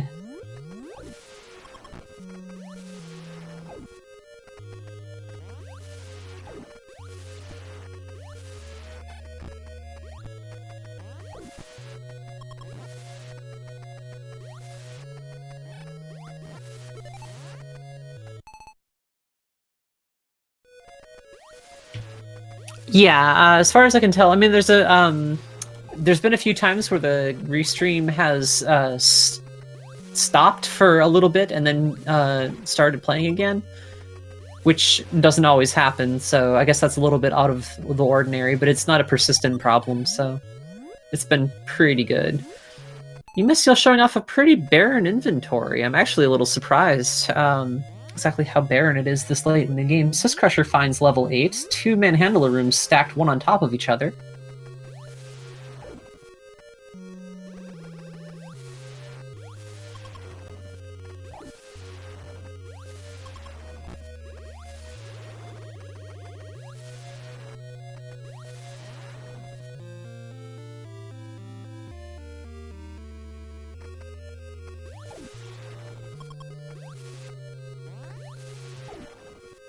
Alright, Dark Groupie picks up a ring. I think it's his first.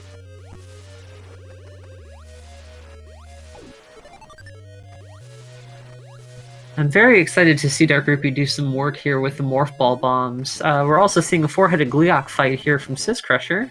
So far, he hasn't taken any damage. Has taken a hit there. I see him just bonk against a head there without taking any damage. There takes another hit. Now he's finally actually registered the damage. Antler's taking on Ridley. Has cemented himself in place here in between these two bullets. Oh, this is really... No, he's not able to clinch the victory.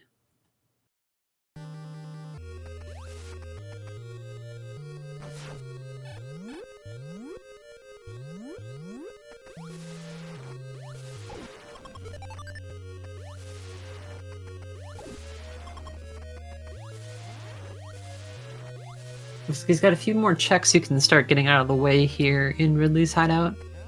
The bomb upgrade that Sis Crusher is displaying there, I'm pretty sure Antler's picked that one up. Because I definitely remember him being in this room, and I don't think he would just leave that on the floor. That's a pretty important thing to pick up. Good refill on missiles for Antlers. I'm pretty sure he's ready to take on Ridley again. If he wants to, anyway. Darker be checking out the top of Brinstar in an area that might only be accessible to him because he has Morph Ball and Morph Ball bombs. Having some hard luck here actually gauging the respawn time on those blocks, though.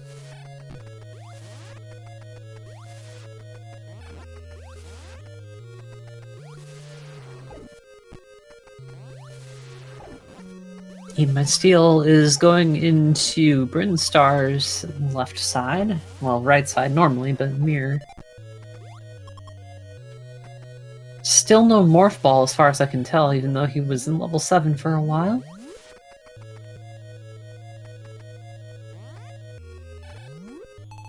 Definitely seeing Antlers come in for another round. Darker P picking up Triforce piece number 8.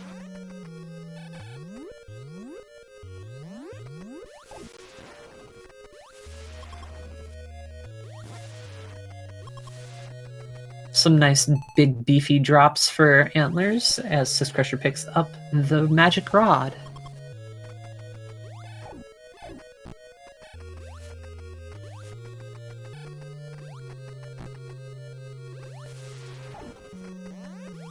Sis Crusher also picking up the Power Bracelet.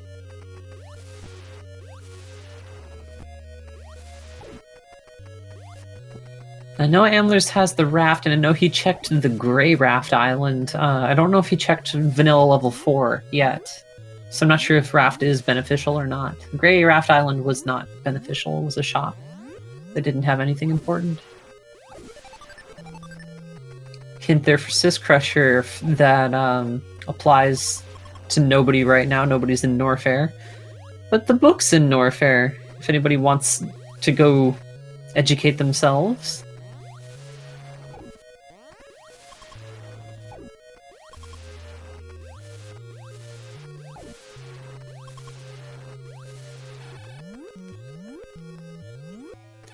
Ridley round 2 for Antlers. Now, although it looks like the screw attack would actually do a really good job at ripping Ridley apart, it's not actually that effective. Though it can kill every other enemy in one hit, it's not so great against bosses.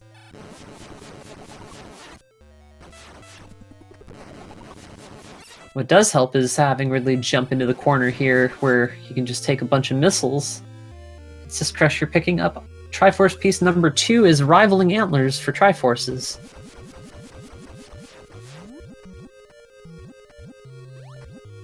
Let's see what Ridley was protecting.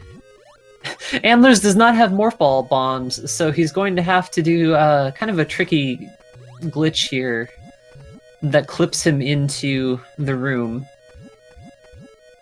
With the right timing, you can sort of jump and morph at the same time just to wedge yourself into that little corner. There he goes! He gets it.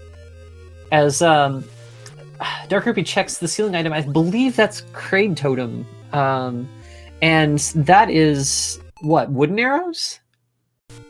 What's interesting is I believe that was the number 1, which means that that was not progressive. So though it is wood arrows, unless they're blocking silver arrows, they're not necessary.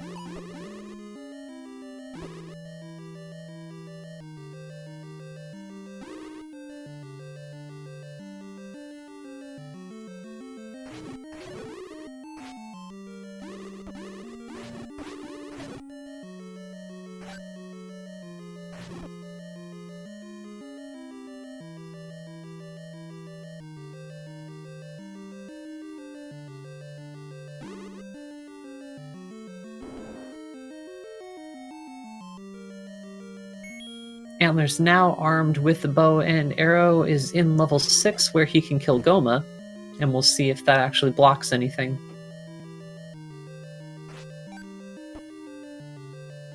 Because even if Goma isn't directly blocking the silver arrows, Goma might be blocking progression to the silver arrows. Although I think we've seen all of the progression items. Yes, I'm looking at the tracker right now. We've seen all the progression items.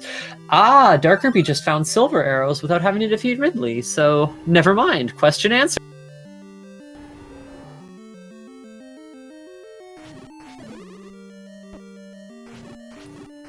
It is entirely possible that Dark Rupee is in go mode right now. He has 1 totem, and he has 4 Triforce pieces. There's a chance that the Bridge to Torian requires 2 totems, but if it does not, then Dark Rupee is good to go.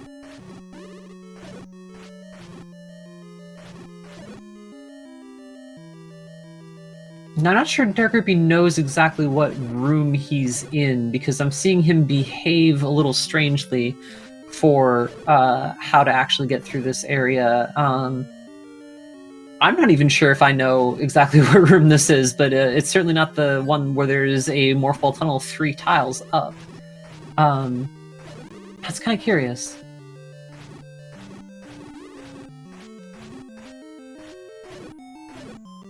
So it's mirrored.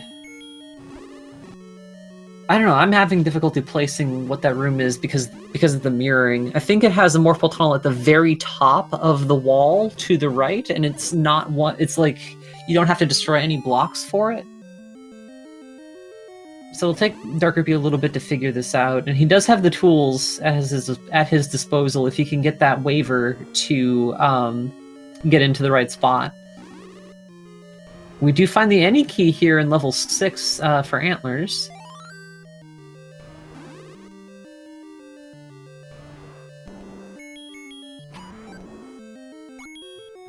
And I think he either just got a recovery heart. Yeah, he must have got a recovery heart, because the sound that played was the recovery heart noise, and he did not go to full life. So if it was a heart container, we would have gotten to full life. Nothing terribly important behind Goma here. Dark Rupee is only missing 2 Triforce pieces, and he has the one that other people are missing. So let me fill that in for him. He's missing 2 and...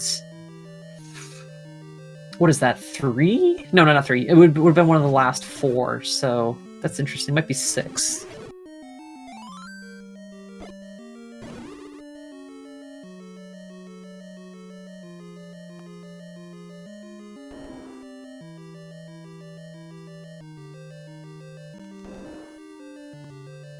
He's definitely in go mode for Zelda. That is, if he's comfortable fighting Ganon with a wood sword, a blue ring, and 5 hearts. Which is kind of a tall order, especially because it's not just vanilla Ganon. He's got some accoutrement to help him withstand any hero's siege. My Steel is finding a... he's in... I can't tell, is that Norfair? Because Norfair, I believe, is where Dark Rupee found the silver arrows. So if Eat My Steel can get to the area that Dark Rupee got to, he might be able to find silvers himself. I don't actually know what the Triforce requirement for 9 is. We've seen both totems, and we have Ice Beam, So really, I think we have all of the pieces for full go mode no matter what. Power Bracelet is required to get into level 9. Now that's a novel thing. Power Bracelet was in level 8 in the Triforce room, so kind of fitting. Dark Rupee collects a bit of health for use in Zelda. I'm really thinking Dark Rupee might actually win this one because of his Ice Climb play that I was thinking was a waste of time for a while there, but that's the only way into that part of level 4, and that is necessary for Morph Ball Bombs, so that play really paid off, and I think it's going to really make the difference.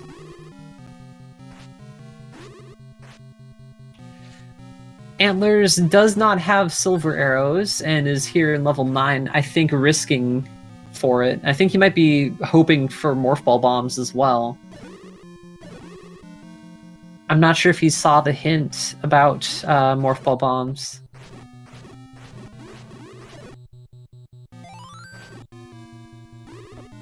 Sis Crusher is here in Norfair. I'm thinking Morph Ball Bombs were necessary to get into the part of Norfair that has the silver arrows. There's quite a few areas that are inaccessible unless you have Morph Ball Bombs, or unless there is a way to get in there through dungeons.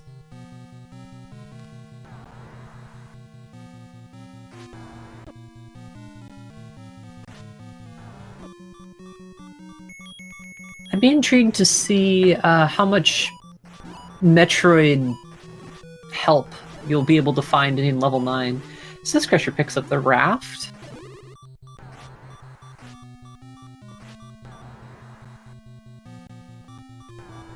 I'm a little curious that Antlers left the Patra alive on 1 heart left. Dark Rupee is fighting Kraid, who is the ghost, because he's using the Halloween sprite pack. Also, Dark Rupee picked up a Wave Beam when I wasn't looking, so I'll mark that off.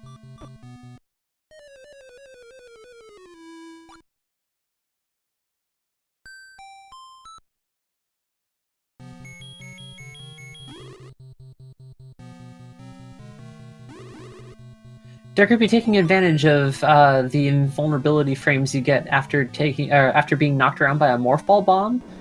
It looked like he was penned in there, and by smartly detonating a Morph Ball Bomb right as that was about to go off, he managed to protect himself from taking some damage. Unfortunately, not able to stave off his death. Am I still looking at a item screen that looks just about as full as it was the last time he paused, so that's got to be a bit discouraging.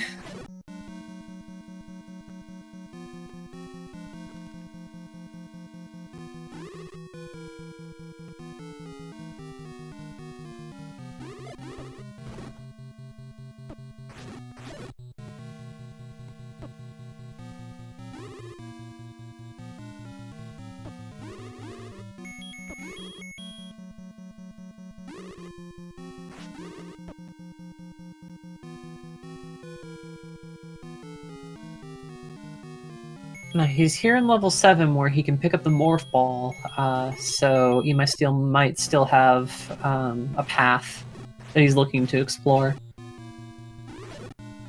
It'll be a bit unfortunate if he can't get into the back half of level 7, which is necessary. He's got to find the tip of the nose room. Antler's really trying to find his way through level 9. It's quite a bit confusing. There's quite a few bomb holes, and there's tons of transport staircases that are necessary to navigate through level 9.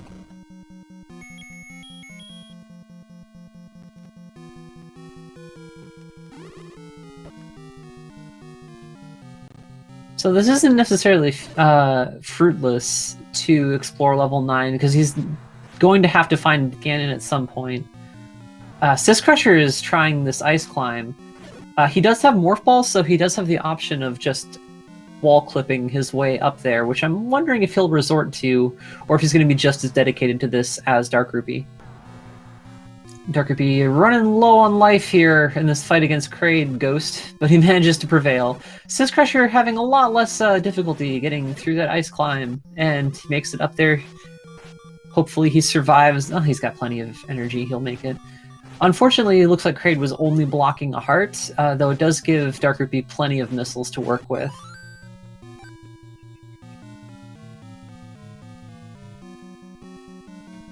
And I didn't really take missile count into consideration when talking about Go mode, but the minimum, I wouldn't necessarily say you'd be comfortable with it, but you technically can get through Mother Brain with 35 missiles.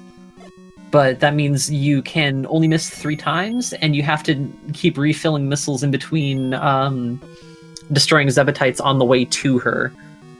Because I believe it takes 40 missiles just to reach her tank, and then it takes 32 to kill her.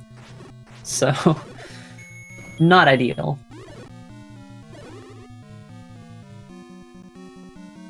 Looks like Eat My Steel's also trying this ice climb.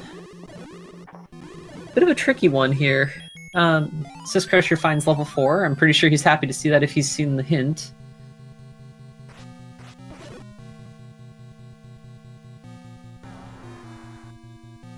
I haven't been watching Antlers terribly closely, but I haven't seen if level 9 has yielded any item rooms yet.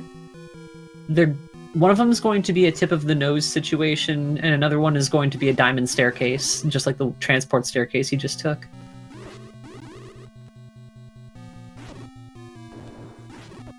What I would be very curious to see is if Darkerby is going to try his luck in Torian right now with 1 totem.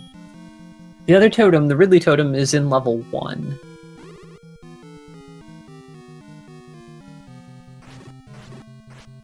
Yes, EMS is doing an ice climb right now. He doesn't have Morph Ball, so he doesn't have the luxury of being able to clip up there. He's going to have to do it just as much as Darkerby had to do it.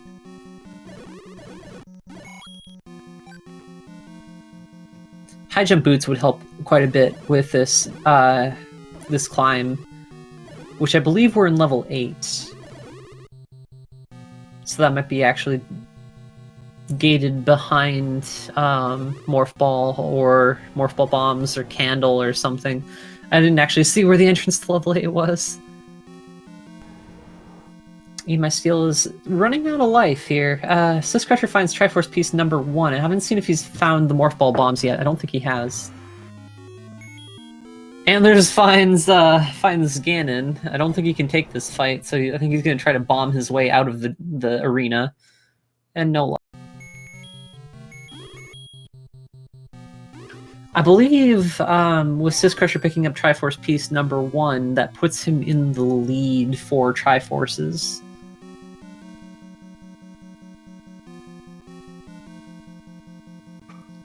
Alright, I missed Zelda's door. Unfortunately, looks like 2 totems are required to get into Torian. So Darkerby's going to have to go find Ridley Totem before he can finish the game. He's not in Go mode. We have confirmed.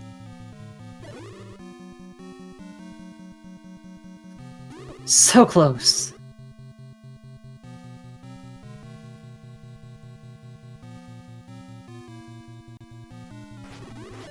Man, I can just feel the frustration from Eat My Steel here.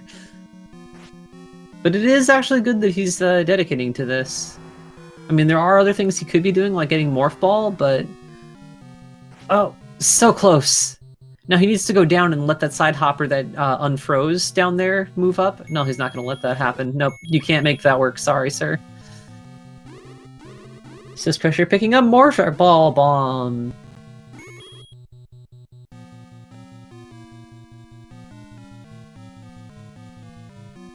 That is definitely going to be the gate that holds a lot of people back, is those Morph Ball bombs.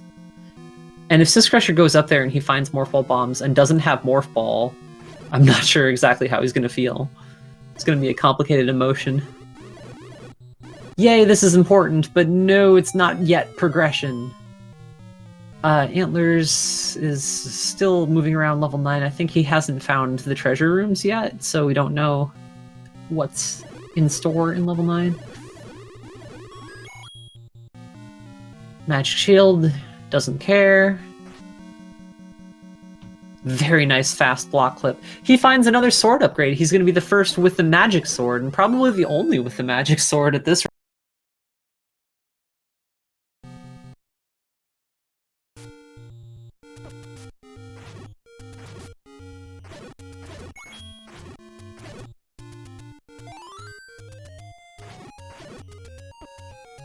That screw attack ends up screwing Eat My Steel. Kills his platform that he needed. Now, if you were trying not to destroy something when you're jumping near it, and you have the screw attack, one thing you can do is hold up, because when you aim up, it pulls you out of the screw attack.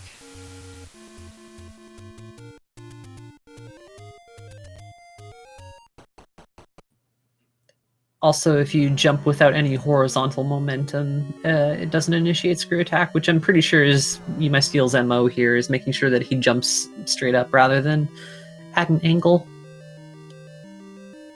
Oh, what a treacherous ice climb this turned out to be.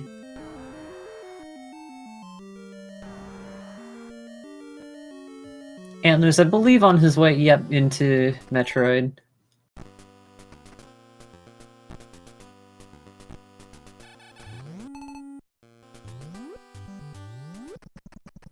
No, he's hoping for. I didn't actually see where this elevator connects to, but if this goes to Ridley's hideout, he's on the right track. It does. He is. And he needs to go to the left here if he wants to join Eat My Steel and trying to make this ice climb work. And just like that, he's off in the right direction.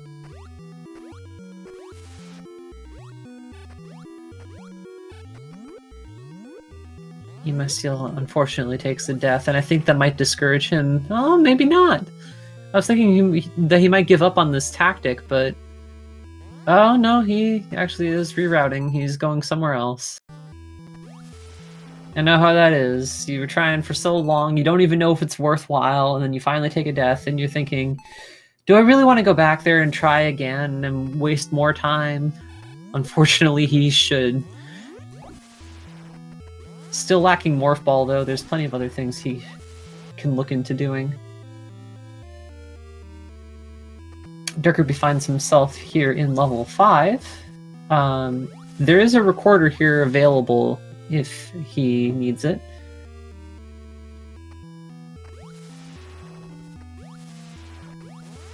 I believe Antlers must have reconsidered where he was going because I don't believe... Yeah, that's not the way.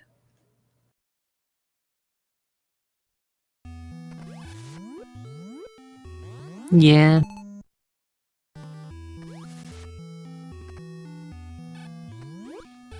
Antlers is really set for Zelda, though.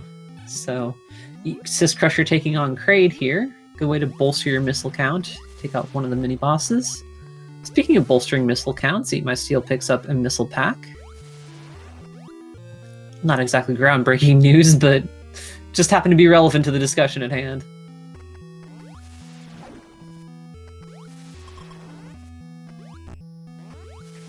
Plenty of life for Sis Crusher. I'm pretty sure he'll be able to... Yep. Popped that dragon.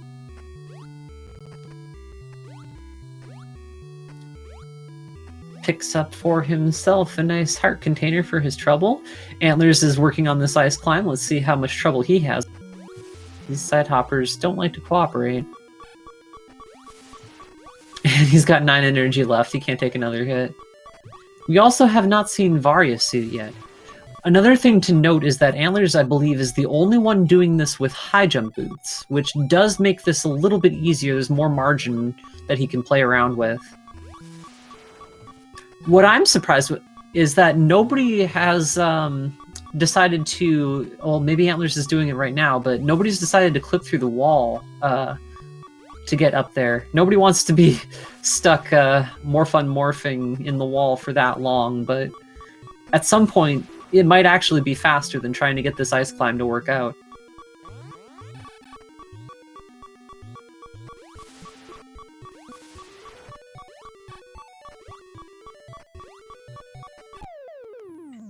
Ah, that side hopper had just the right trajectory. My Steel finds himself at another ice climb. Now, is this on the way to Torian? If that's the case, then we might be in for a very interesting situation here. He can ride the waivers up, so that's very interesting. I've certainly never seen an ice climb pulled off quite like this.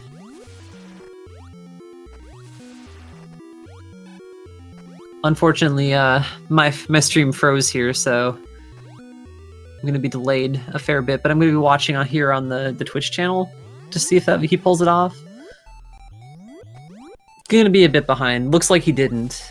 Looks like also Sis Crusher picked up a sword that I didn't get to see because my stream froze, so let's mark that off.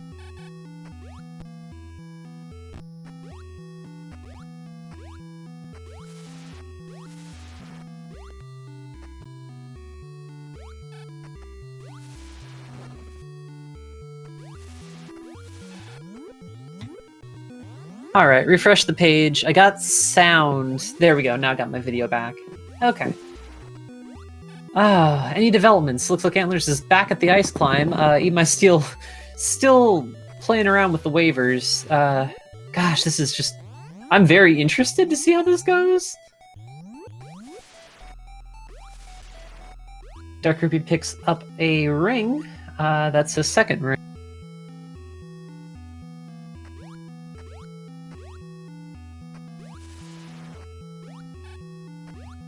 With his full row of hearts, I'm wondering if he's finally feeling confident enough to take on Ganon.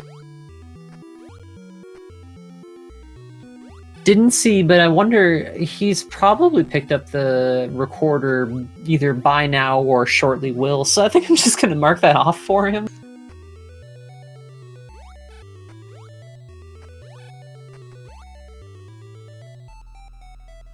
Nah, Antlers is really having some trouble here. Sis Crusher finds the any key.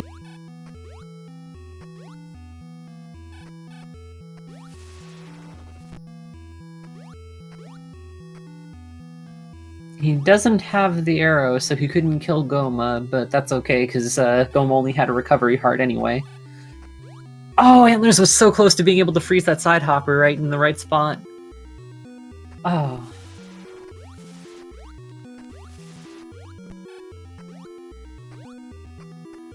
And Dark Rupee finds a candle. I just realized that Dark Rupee is technically not in Go mode because he doesn't have the power bracelet. And he won't have the power bracelet until he gets into level 8. So, all of that weighing how to get to Ganon or not, yeah, he's technically not in Go mode there either. So, though he has the equipment to kill Ganon, he doesn't have the equipment to get to him.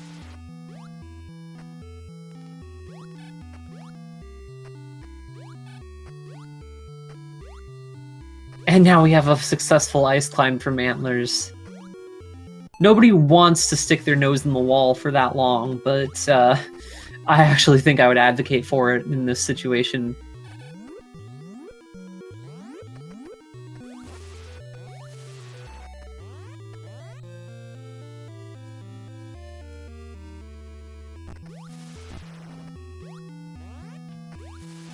Eat My Steel really needs something to happen. He needs to find the Morph Ball in level 7, and I'm thinking he doesn't know about the transport staircase that he's missing.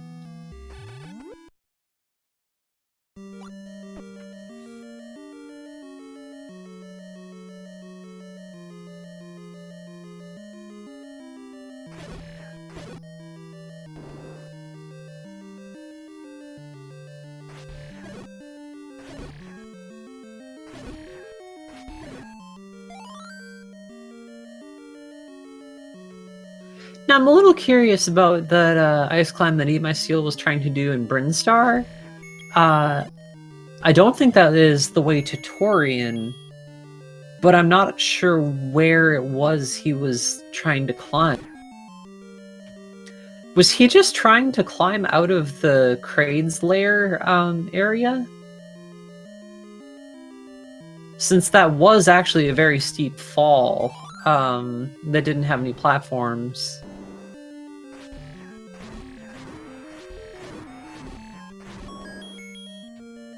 Okay, there's Wave Beam for Antlers. I'm pretty sure Sis Crusher picked that up too, so...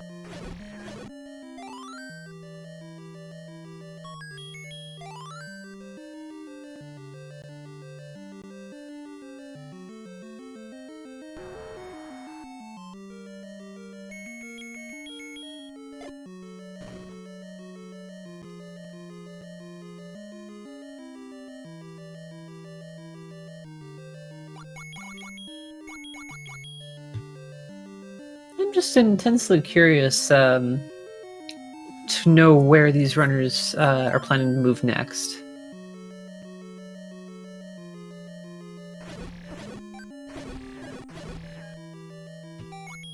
You must still trying to check if Metroid was completable with no totems. Unfortunately not so. Handler's picking up Morph Ball bombs. Gotta be a cry of jubilation.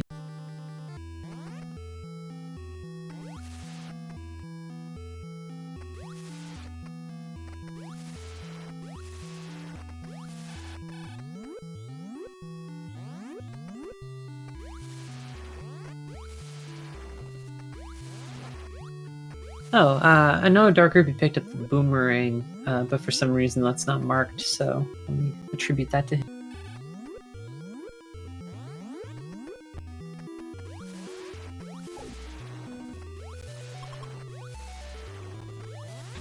Oh, maybe he didn't. Somebody did. I know somebody in level 5 aside from Sis Crusher paid for the boom.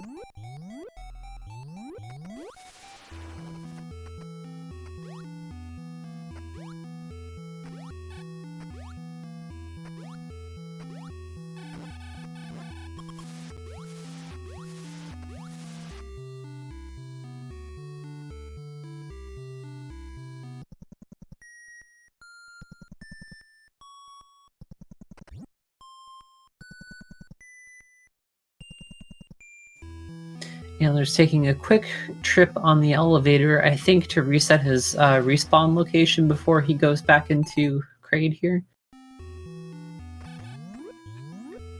I wouldn't doubt that he's going to take on Kraid right about now.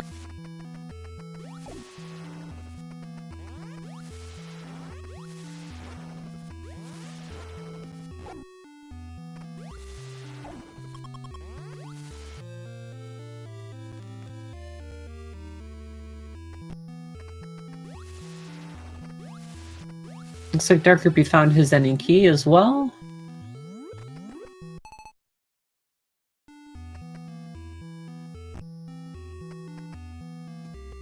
It's the Great Pumpkin, Dark Ruby.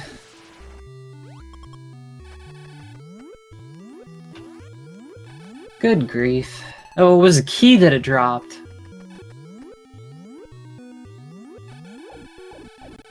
Guess key and hearts both make the same pickup noise. Bamboozle auditorially.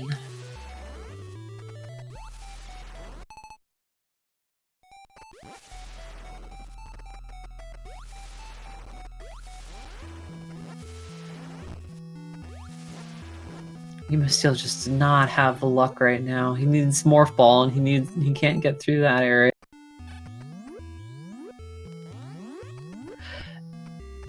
This can't be true. There's no way he doesn't have a sword at this point.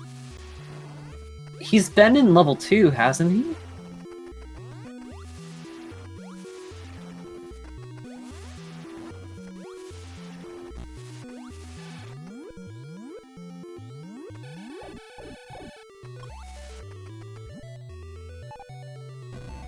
Ah, he is going to freeze an enemy as a platform to get him over the wall there. Also, oh, never mind. I thought Antlers might have already done his boss fight with Kraid, but no, not quite yet.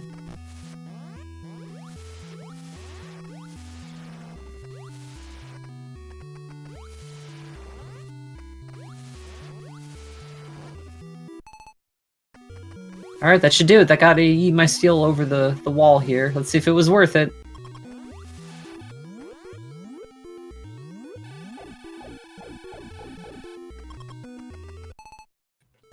Dark Rupee deposits the meat.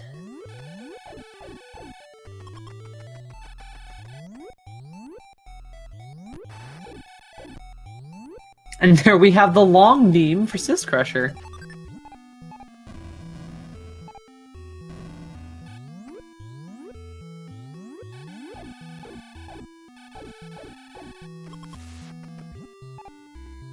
Unfortunately, we're not going to see 100% of the tracker because a bunch of the runners forsook the ability to pick up the magical boomerang by choosing the potion to take any one you want.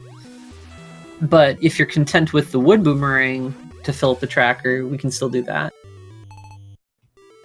Of course, that would require the runners to actually pay for a boomerang. Not too many of them are hot on that idea. Also, Norfair clutches the book. Not sure too many people are going to be heading to Norfair for the book. And again, with incidental exploration, they might actually stumble across it here. Sis Crusher's, you know, trekking through Norfair right.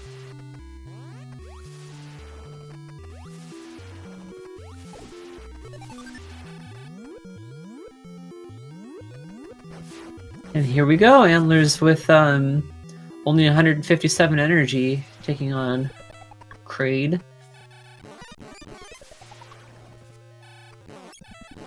Of course, with Wave Beam, it helps to get around those projectiles, and yeah, looks like he's got a pretty good pattern out here.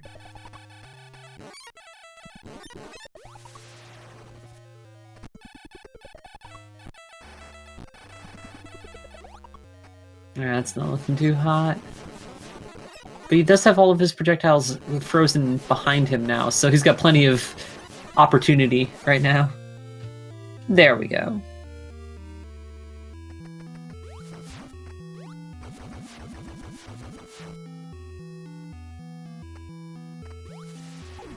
And for all that trouble, heart container. Dark Creepy here in level 7 doesn't necessarily need to go into the backside. He's already been there and done that. And there's the boomerang!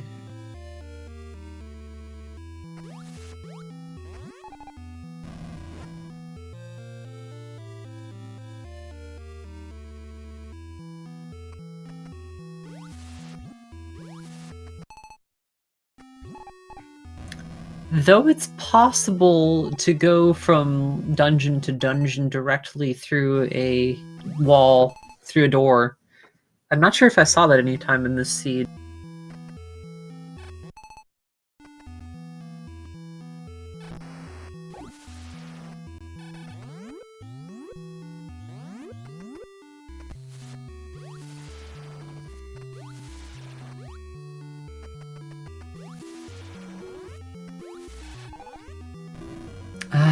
My steel is indeed still swordless. Now we're officially past the 2-hour mark. And this pause screen is looking just as barren as it was an hour ago.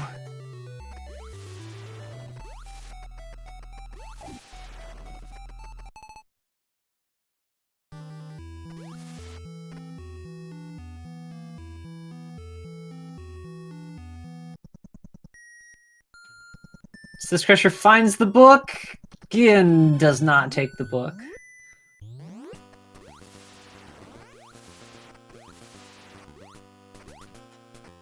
That means, though, I believe we've seen every item at this point. Oh, no, we have not seen Varia's suit. That's one thing that I don't know if we're gonna find.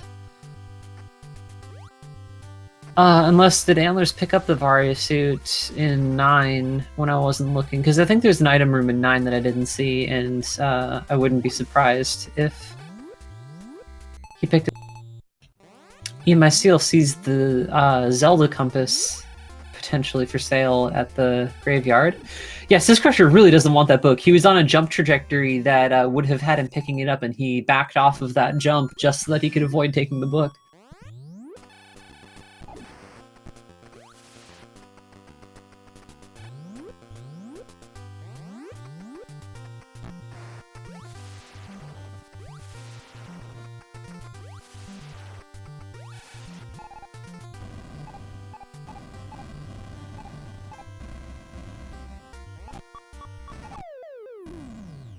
Antlers, a little bit ironically, was trying to save his life by not taking a lava swim, so was using the morph ball bombs to bounce himself into the vent, and unfortunately the Zebos decided that he was not going to live by taking the...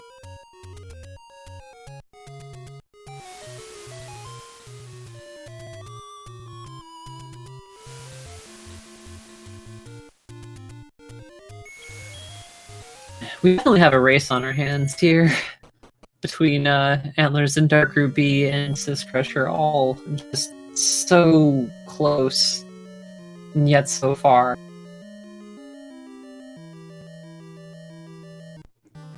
And they all have elements that the other needs. So Dark Ruby has the Crane Totem, which the other two need, which is the ceiling item. It's a pretty easy find if they're willing to just shoot the ceiling. And the Ridley Totem is in level 1, which is what Dark Ruby needs. Dark Ruby also needs the Power Bracelet, which is in level 8. I'm not sure where the entrance to level 8 was, but that's going to be necessary for Dark Ruby. And Dark Ruby has the Silver Arrows, which Antlers and Sis Crusher both need, which he picked up in Norfair.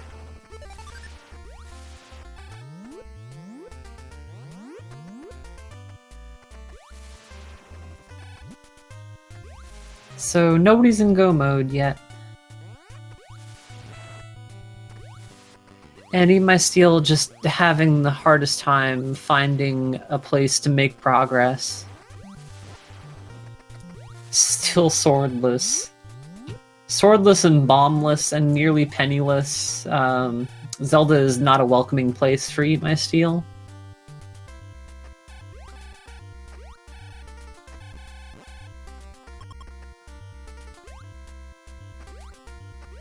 Dark Ruby elects to finish off the collection and picks up the magical boomerang.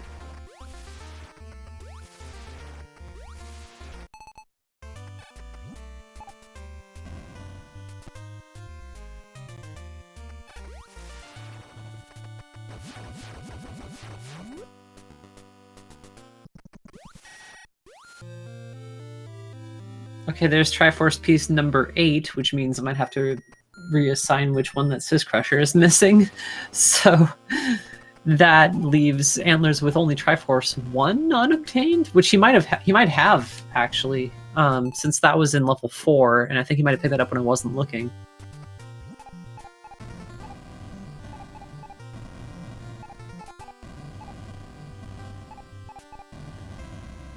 Vanilla level 4 check from Sis Crusher.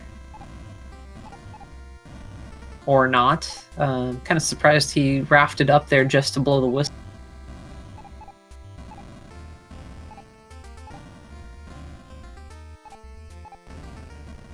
Now, I'm intensely curious what Antlers is doing to try to...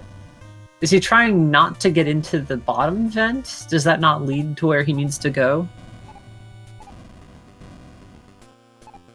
Now, I'm wondering if the logic of the game even accounted for this, per se.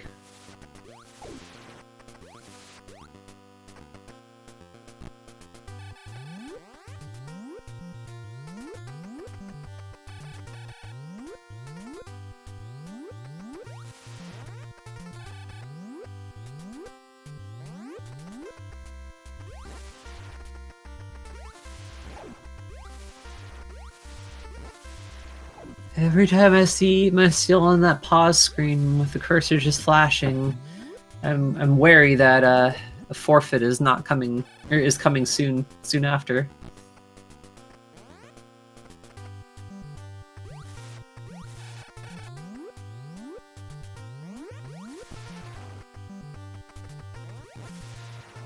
But no, he's still going. Just probably needs to reassess exactly where he needs to go. I can scream it all I want, he's not gonna hear me screaming level 7. And now that I think of it, if he has no bombs, can he still do what he needs to do to get through level 7? He might need to go to level 2 first. And without bombs, I know he can't get to the sword in level 6. because that required bomb to open the way to. And also, he would need to be able to kill the enemies in the room that lead to the sword. This may be a situation that I'm not sure Steel can come back from. I don't know where level 2 is, but if it's bomb blocked, then he is SOL, unless he can find a shop that sells bombs for less than 15 rupees. Dark Rupee finds the high jump boots.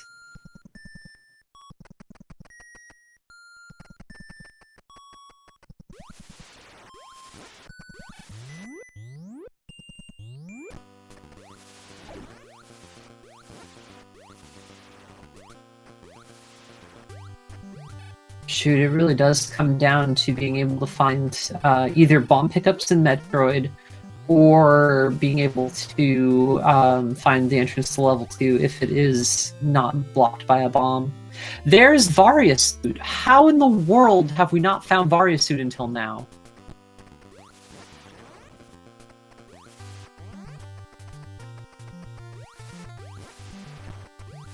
So that belongs to Antlers now.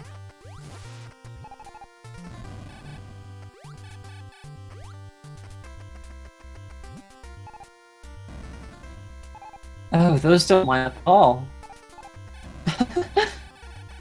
Interesting. That's actually a hard gate there. So you have to come into that from the other side.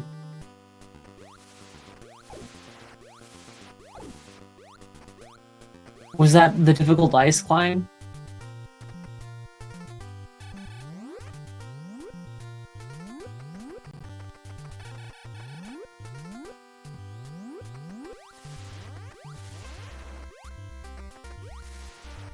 No, Syscrusher might be on the way to the same spots. Again, it's really hard to know without pausing because all of the Metroid rooms are shuffled.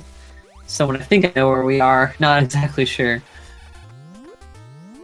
No, probably not.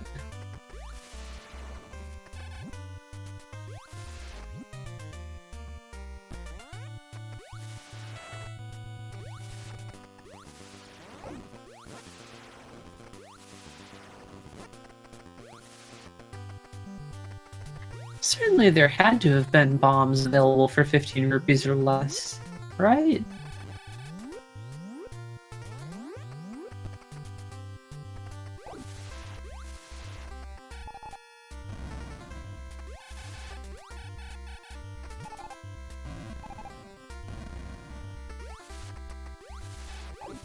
And there's the Triforce piece number 8 for Sith Crusher, so that's a full Dorito.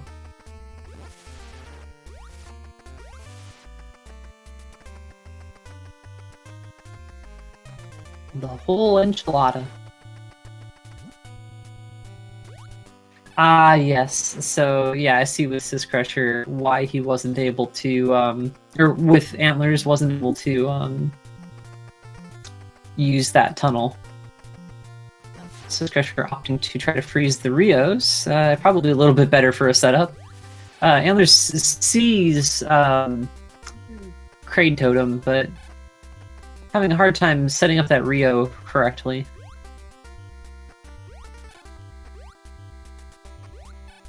And that should do it.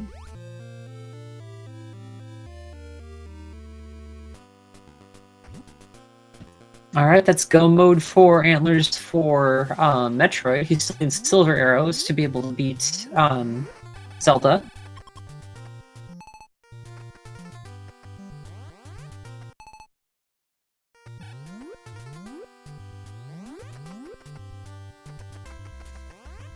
Runners are switching games by using portals that are inserted into both games. So there are doorways that normally wouldn't exist, and those are the ways that they can transfer between games.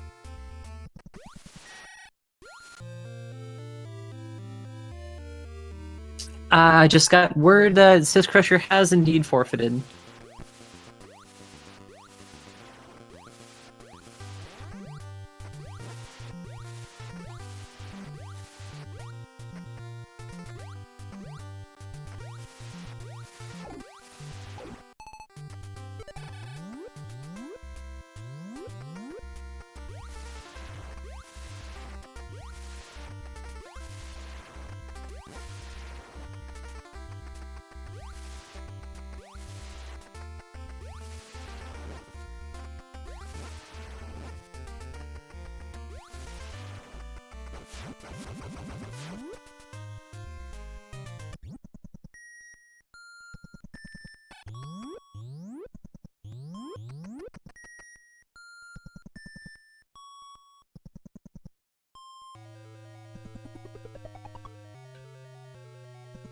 Yeah, looking like UMS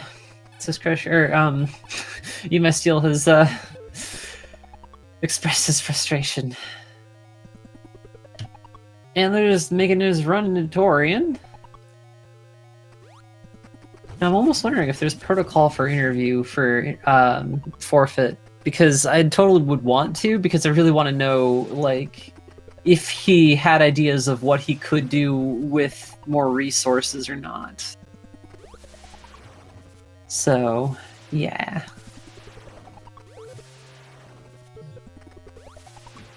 Antler's just booking it with the Metroids following behind.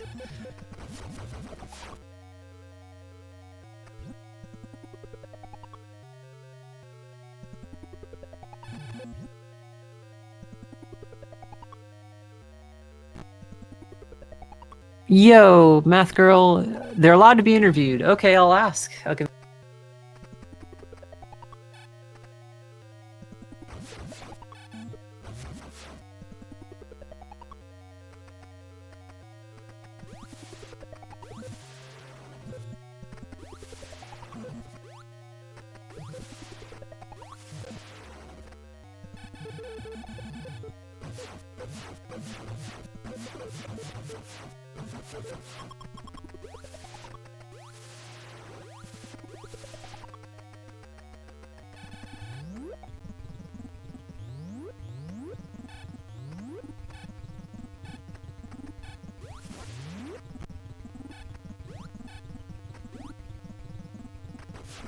Unfortunately, I don't have an invite token. Oh, yes, I do. I do from the... 1 sec.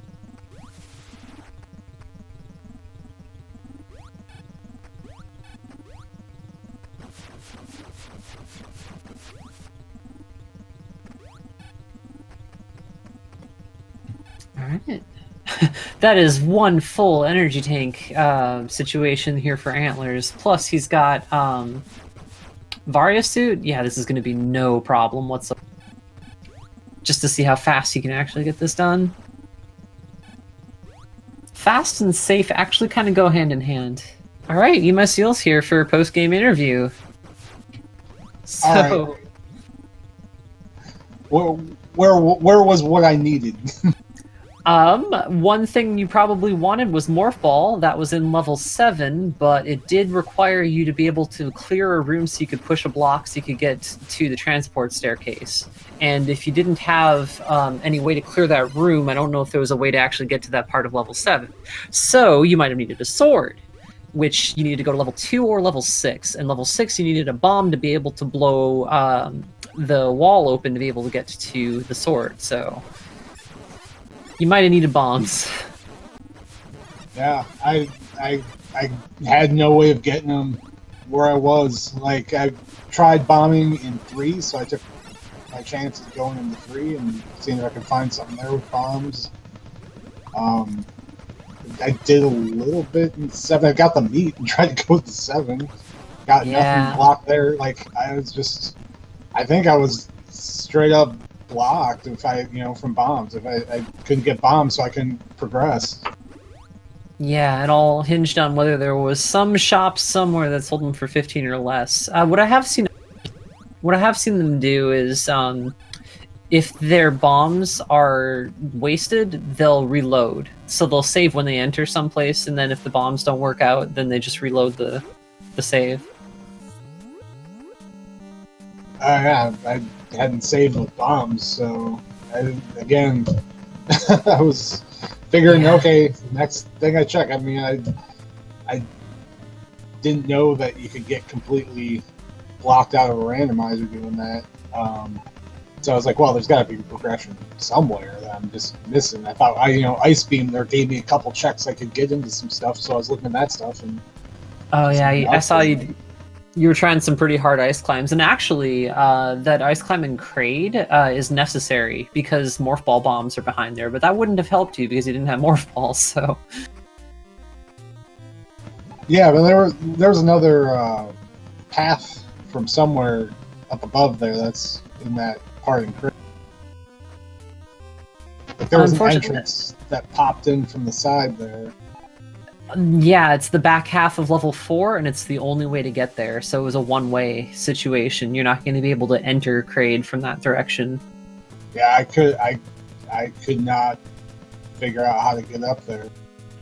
Single G for antlers for beating Mother Brain. Looks like it's a kind of difficult Torian escape. It looks like Darkerby's on his way to fighting Mother Brain as well. But we're not quite in go mode for either of them yet, so... Yeah. No, this might be the first time that I think I've seen someone actually get completely locked out of the seed. And yeah, if level 2 didn't have an accessible entrance in the overworld, I think there was absolutely nothing you could have done. Like, the rod was buried deeper than I think you were able to go with your progression. And all of the swords, like, the 3 swords are level 2, level 6, and level 9. And you're definitely not getting level 9s. You need a power bracelet to get that, and that's in level 8. So, whew. Yeah, I mean, I guess even if I could make that ice jump, if the only thing that was up there was morph bombs, and level 4, I don't know if anything was in there, I don't think that would even help me, even if I could make it up there. Yeah, then I think there was one in Brinstar. I'm not sure if this is the, not watching everybody's stream 24/7 means I don't know exactly how everything's connected, but the one in Brinstar that you were trying to do might have led to Varia's suit, but again, that's not progression, so... Oh, I had Varia. I had that. Oh, okay. Never mind, then. Yeah, I'd already been through everything I could possibly think of to go through, and without bombs, there was nothing else I could do, so I was just like, I'm done. Unfortunate.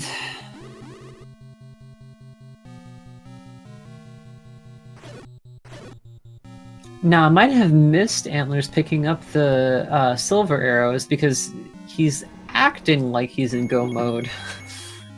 So, yeah, maybe I was wrong, and maybe this is go mode, and this is the final fight with Ganon, because we might have a winner coming in here.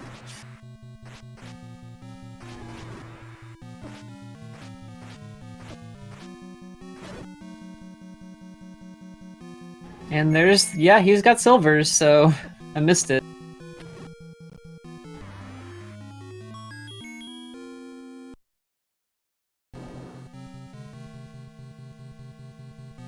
Alright, now to find Zelda. That's one roasted pig. Alright, was there anything else that went on that you were thinking of during the seed? Also, GG for Antler. Yeah, GG Antlers, I'm just, there's nothing I could do, I don't know. That's all I was looking for was a weapon, a reusable weapon. I couldn't get any. Yeah, that's the downside of Zelda. You don't have that block in Metroid, but if you can't get progression in Metroid, there's not much else you can do. Alright, looks like we're joined by Antlers. GG Antlers. Hey, thanks. So, how did you feel about this seed?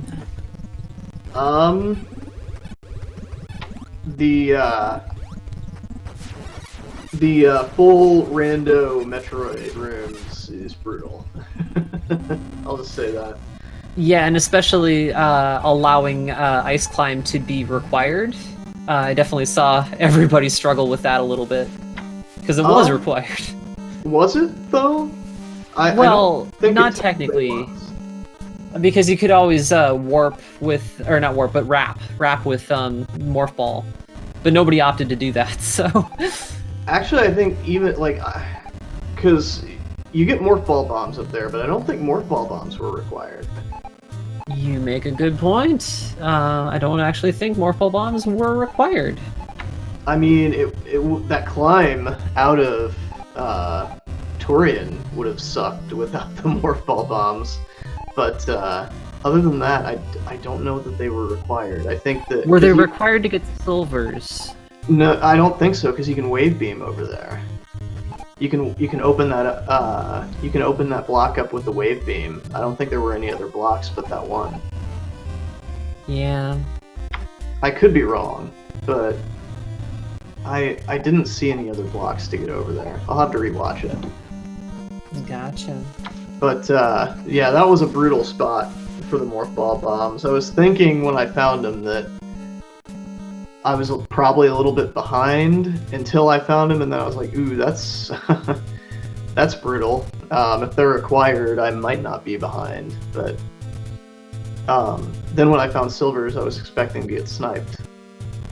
Yeah, and it is pretty close, actually, with the remaining runners. Dark Rupee just killed Mother Brain and has silvers, but I don't know if he actually has the power bracelet, which is required to get into 9, so... If he doesn't, then he's got that to go before go mode. Sis Crusher's on his way to Mother Brain, does have the power bracelet, but I don't know if he picked up silvers. He might have when I wasn't looking. Interesting. And another thing that was really annoying was I did that glitch to get into the Ridley reward room, and unfortunately the arrows were not progressive. So I was kind of bummed about that. That was the first discovery for everybody. You were the first to get any arrows whatsoever there. So there was a lot of mystery over whether the arrows might not have been progressive, but might have still been blocking silvers. So kind of progressive in a not hard-coded way. But then Dark Rupee shortly after found the silvers without even fighting Ridley. So that was dashed. Yeah, see, that's why I up-A'd and went straight to level 6. I was like, well, hopefully this pays off, and of course it didn't.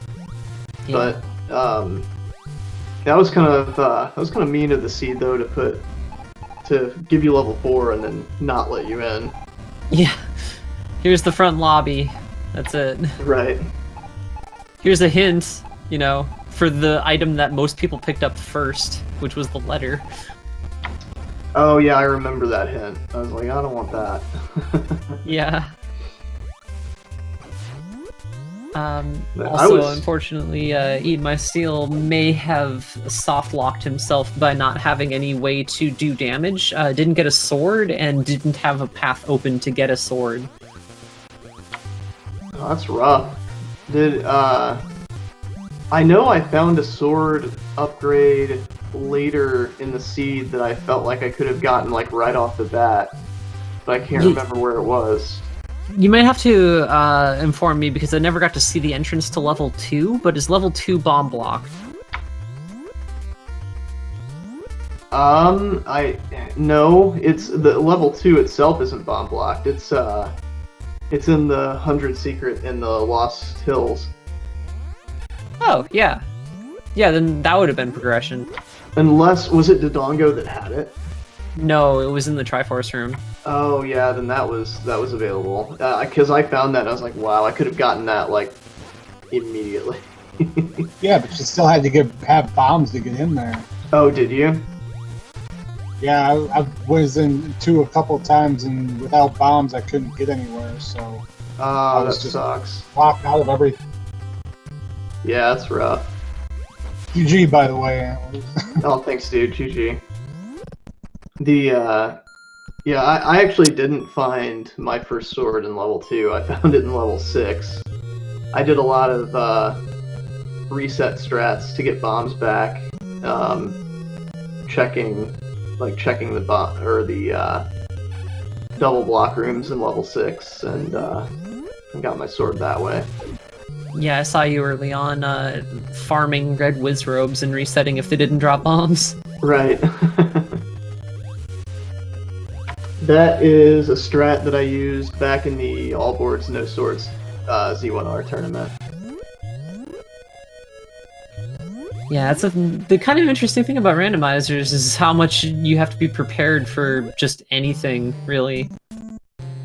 Right. Yeah, no, like, whenever we don't start with any repeatable offense, I always try and prioritize Metroid, which I did at the beginning, and then I realized very quickly that Metroid was going to be super difficult.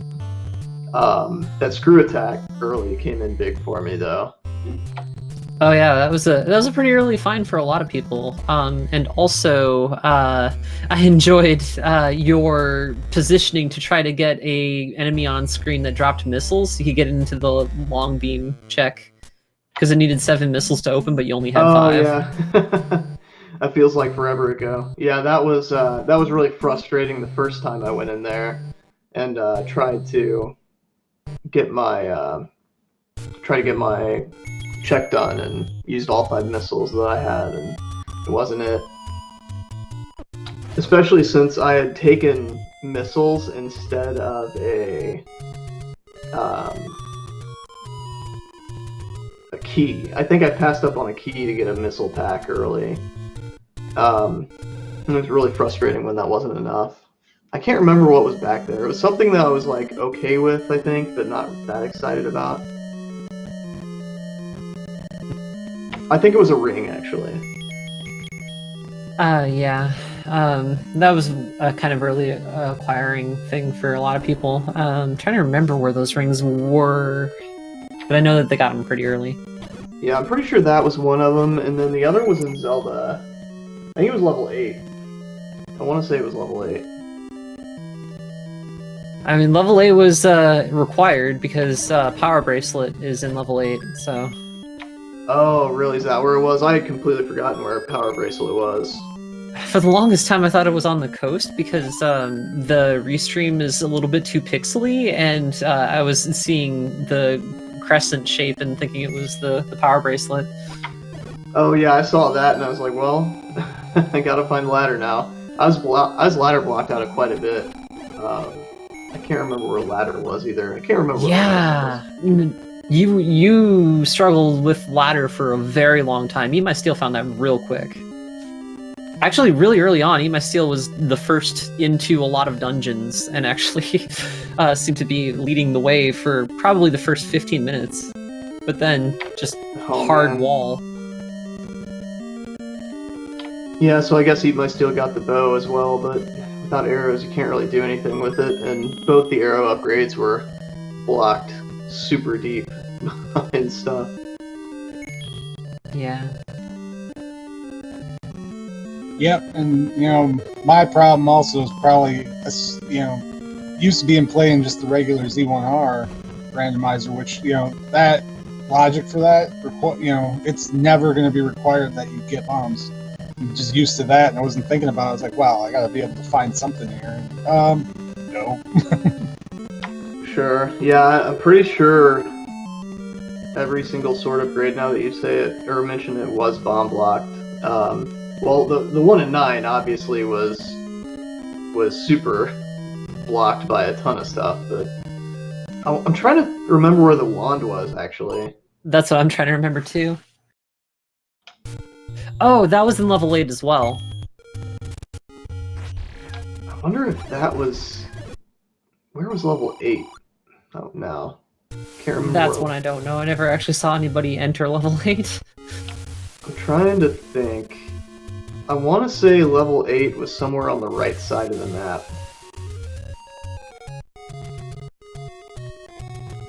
Was it in, like, vanilla level 8 spot? Was it candle blocked or something? It was close to that. Oh! Just as I said that, Dark Rupee enters level 8 and I didn't get to see what tile he was on. Oh, on the restream. Oh, too late. Shoot.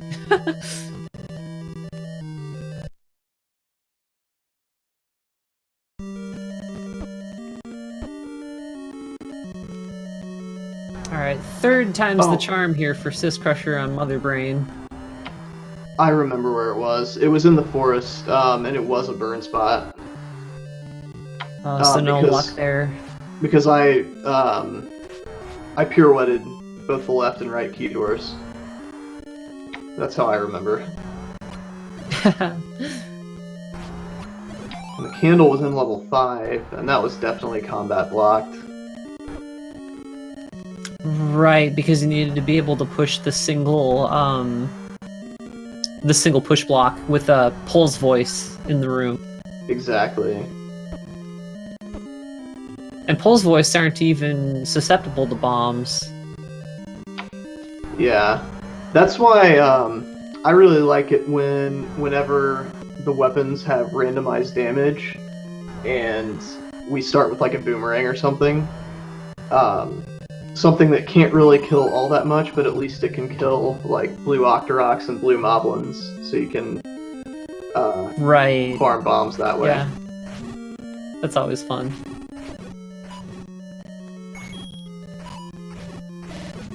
Well, Crusher making the Torian climb without bombs. So, or he has bombs, but he's not deploying them. So, Oh wow. Okay. Well, I definitely didn't think you could make that jump.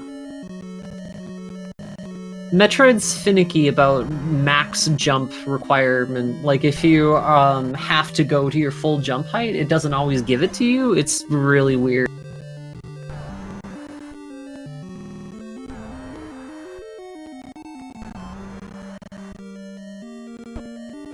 Yep, so that's a single G for Crusher. He does have the Kraid Totem. He has to have the Kraid Totem. Do we know how many totems were required? 2. We know for sure that it was both totems were required. Wow, because I was gearing up to go check it as soon as I found my silvers, and then I found the Kraid Totem on the way, so it didn't end up coming into play. So. Yep. Don't know how many Triforces were required, but maximum was 4, and nobody tried 9 before getting all 4. Yeah, the Triforces were super free. I didn't anticipate it, really anybody having a problem with Triforces.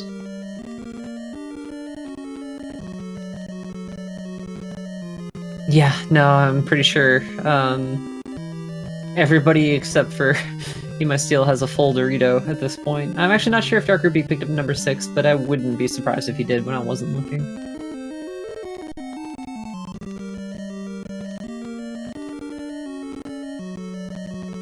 Well, Crusher's in level 9, so I'm pretty sure he is confident he has the silver arrows. I'll have to see if he pauses.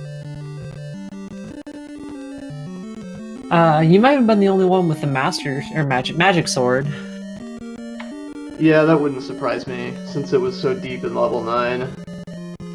Yeah. In order to progress in level 9, by the way, I don't know if Dark Ruby's been in there, but there's a magic bomb wall that you have to find. There's no other way. Yeah, it seemed very labyrinthine. Even when you knew where Ganon was, like, it took you quite a while to get there, so... Yeah, it was in a really weird spot, too. It's not like the first spot that you would think to check for a bomb. And there's Dark Ruby finds the wand and passes it up. There's Power Bracelet for Dark Ruby. I think that's go mode for him.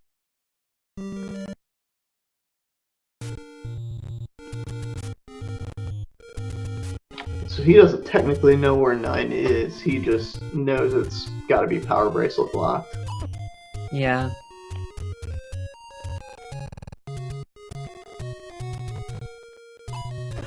So it's still possible that he can pull ahead of Crusher depending on who finds that magic bomb wall first.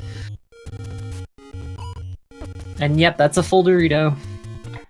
Yeah, that's gonna be the interesting thing. Who finds that bomb wall?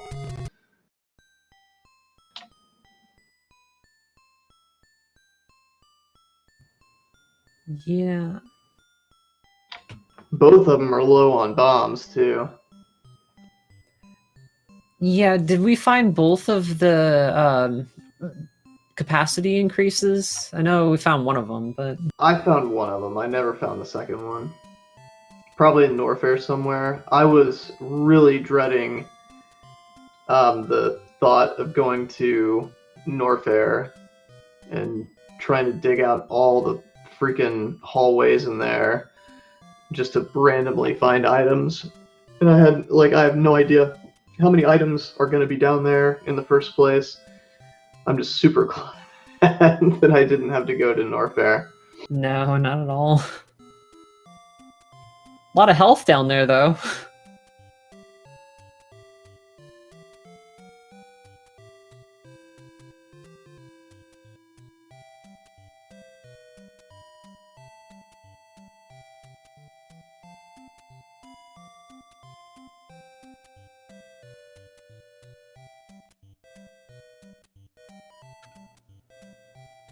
Yeah, looking like a Dark Rupee has found level 9, so.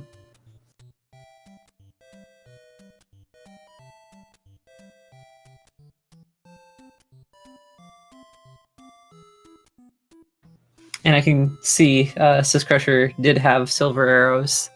So that's definitely go mode. Stopping off here to buy stuff, so yeah. Giving Dark Rupee some time to catch back up in level 9. Yeah, Rupee's in the room. He didn't That's bomb the- down though. Gotcha.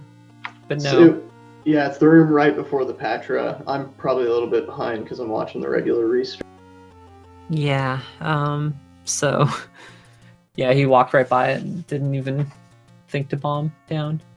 Oh, that's what Sis Crusher went back to buy bombs, and he's Dark Rupee only had one bomb, so now he's gotta pray for red wizard drops.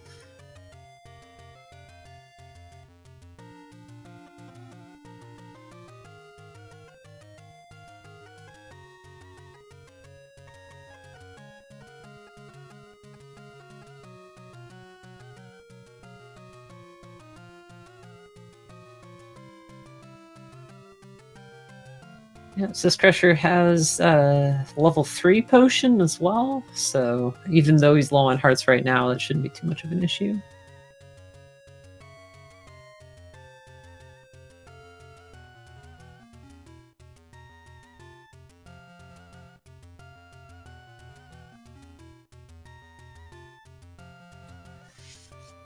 I know back in Kraid's Lair with that ice climb, like back when I didn't know what was on the other side of it, I thought Dark Rupee might have been regretting all of the time spent on trying to get that ice climb. Sis Crusher is the only one who didn't struggle with the ice climb there. Yeah, it was brutal, especially without Wave Beam. Wave Beam would have made it a little bit easier, but yeah, you were able to do it with high jump boots. I think you were the only one who had high jump boots at that point. Really? People did it without high jump boots? Yes, people did it without high jump boots. Wow, that's crazy. Needless to say, I had no high jump boots when I attempted that. Yeah.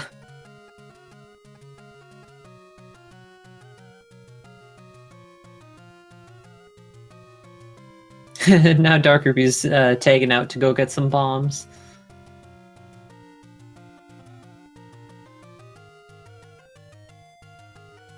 This is definitely a difficult level 9 to have to navigate through.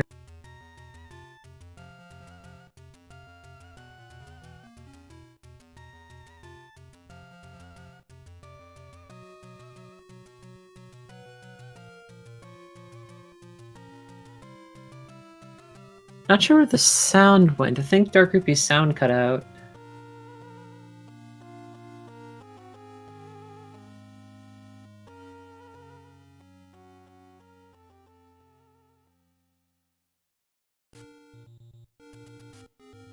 And Crusher's back in the neighborhood.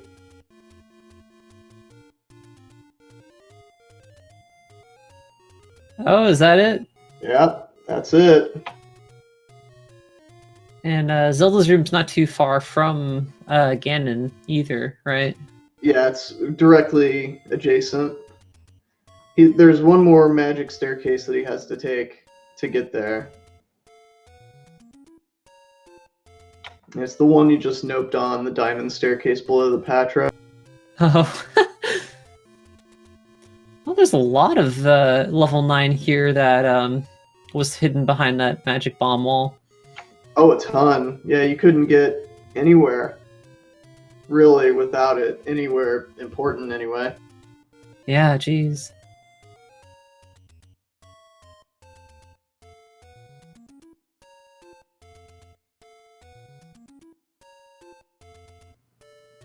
Early on, Dark Rupee said that he actually managed to clip without doing the turnaround and clip through to the other side of the screen. So I was wondering if there's a different way you can align yourself to the right subpixel that way, or sometimes if you like accidentally do it fast enough, like if you're just walking and you try to avoid an enemy or something and you accidentally just press like a 1 frame tap really quickly, it can look like you just do it without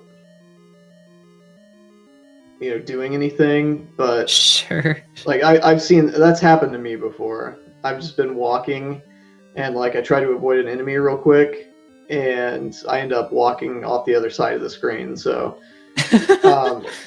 that is my only thought on what happened. Yeah. I read that in IRC. Accidental task strats. Right, yeah.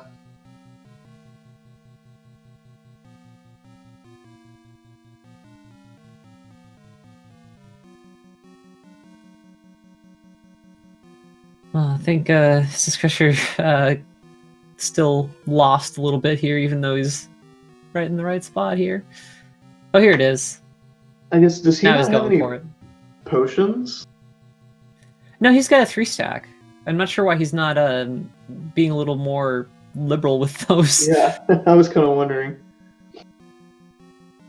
Yeah, like right now, yeah, there we go. Now he's dipping for it. There we go. And I have no idea how much Dark Group he has because I have no idea how to read his sprite set. Now, if he goes directly north from where he's at, which he's not, he's going right, but if he had gone directly north out of that staircase room, oh, he might be. He might miss Zelda because Zelda's in the very top right, and you can miss her if you don't go below the room where she's in, because it was just the one entrance from the bottom. Right. Yeah.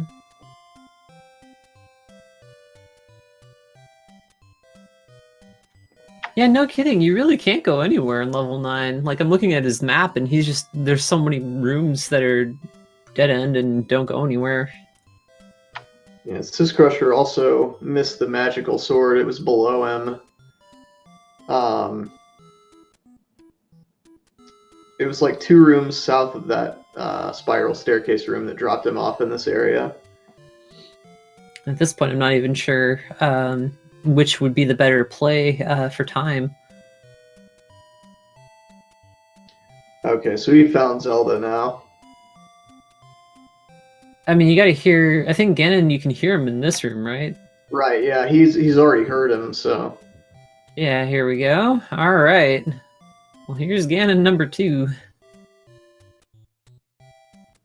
Hopefully he doesn't have as much trouble with Ganon as he did with Mother Brain.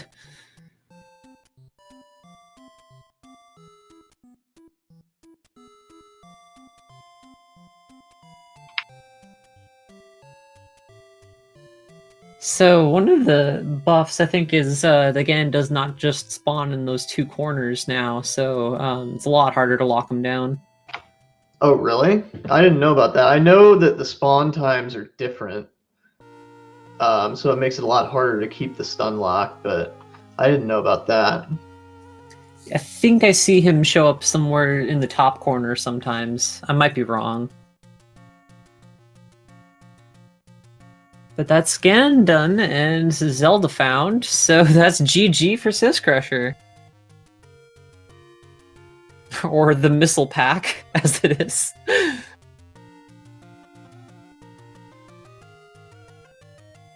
Yeah, GG Crusher.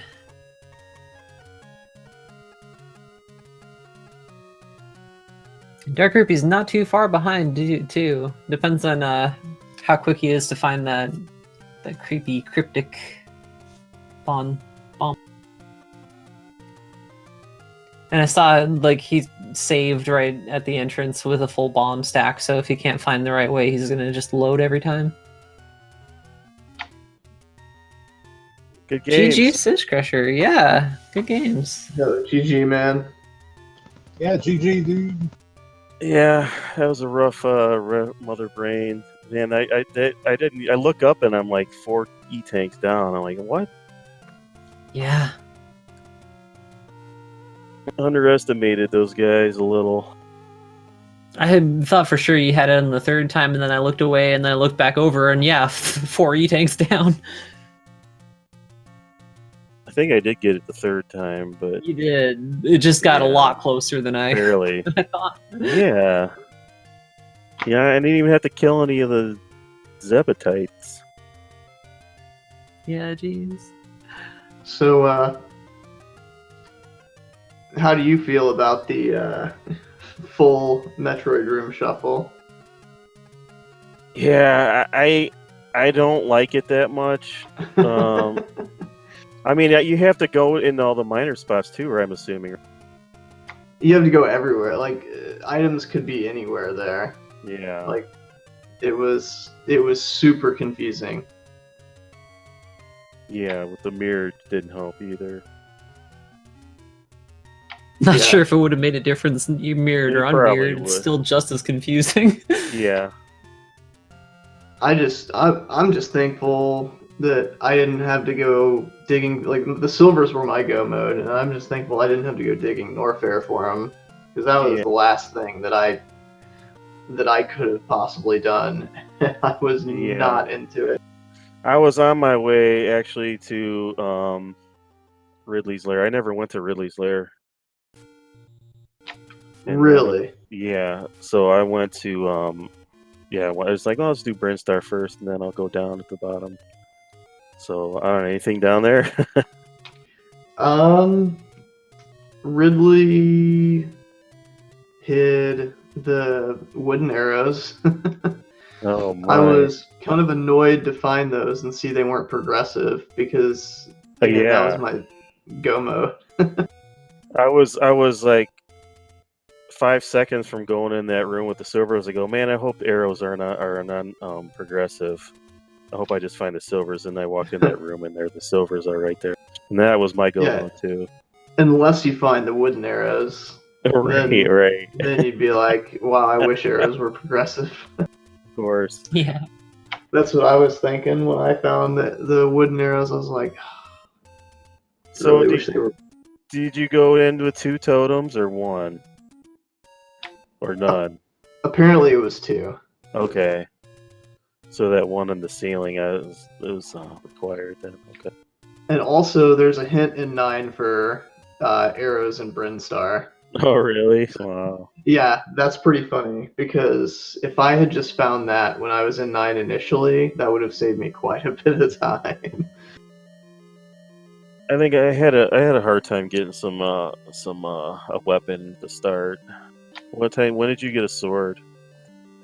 My first sword came from level 6. Yeah. It was I found it pretty early because I just did reset strats with bombs to take down the 2 double block rooms, and that's where the sword. Yeah, I was kicking myself when I saw that right by the start screen there, or wherever. Yeah, it was. you were the first to get the sword antlers. I actually went back. I was like almost in the same situation last week, where I'm like, I don't even know where to go. I'm gonna have to go find money to buy bombs to finish level 2 and 3, and hopefully I find something. And the sword was right next to Dodongo, so I lucked out there. But it took me it was close, probably like 50 minutes. I don't know. It was long. It was a long. I went and got that boomerang too, so I could at least group with bombs.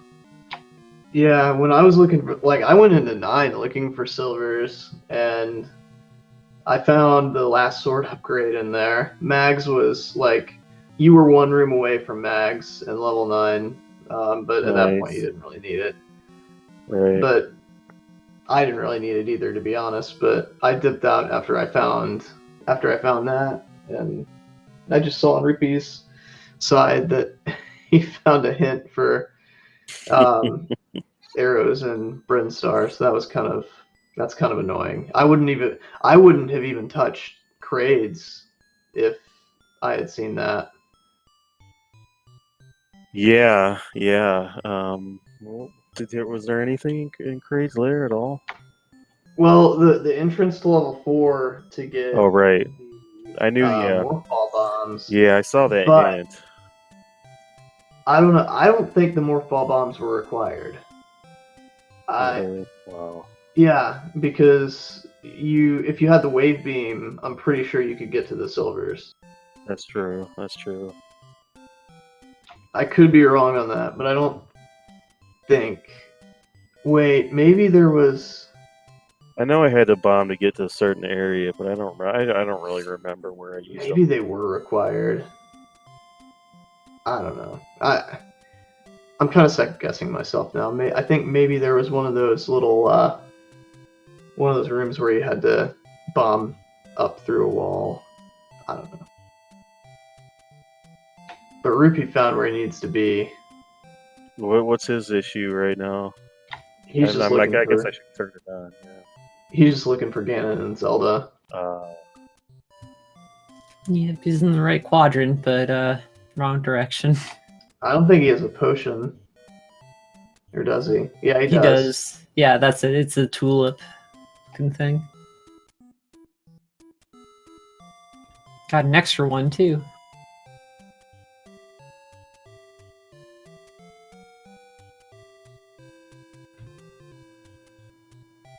Is his whiz robes, are they Impa?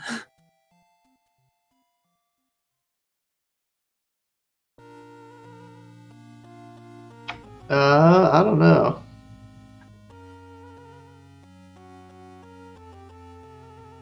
Yeah, that's absolutely Impa from the Oracle games.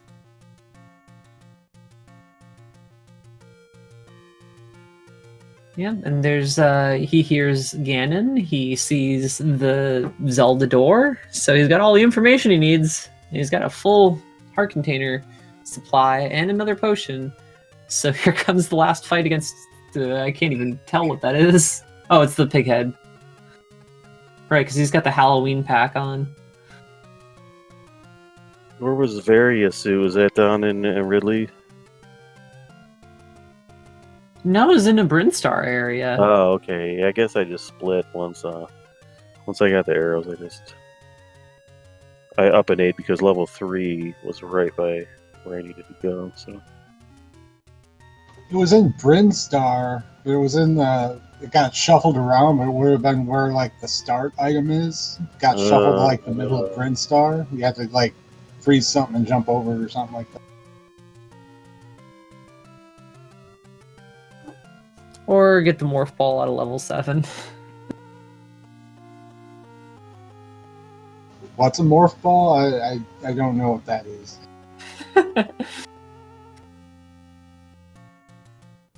you didn't get a sword. Eat my steel. No sword. No sword. No morph ball. 220. I hung it up. Don't blame you.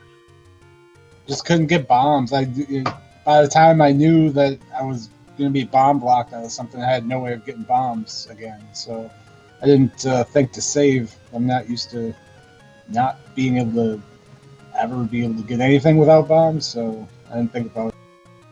Yeah, once had enough money to buy a couple bomb packs, I started saving, trying. I made the assumption that whatever I needed was going to be in Metroid, and that was my whole mindset the whole time. I was like, wow, I need candle or something. Either a candle or a sword is somewhere in Metroid. And, you know, when I had bombs, I got bombs. I was just like, well, let's try these, but I wasn't really thinking that was going to be it. But wrong. Lost all my first bombs to Manhandler. That was really annoying. So, Ganon is at increased difficulty level 2, and I believe that means he's healing. And Dark Rupee only has a wood sword, and I'm actually wondering if he's healing off all of the damage every time Dark Rupee stabs him, because I'm pretty sure he's stabbed Ganon enough to normally get him to show red. Yeah, that's what I was thinking. What a heck of a slog here. He's got stun lock, basically. And with the BMOS firing, that's going to make that pretty tricky. Ah, there we go. Alright. Hopefully it doesn't lose him. Having to do all that again. Yeah, there we go. Now, did he see Zelda? I don't remember if he saw Zelda. He did. He saw the door because he was looking yeah. for Ganon when he heard the roar and went into this room. So yeah, he's got it. So that's GG for Dark Ruby. I should read out the times. I haven't been reading out the official SRL times for everybody. So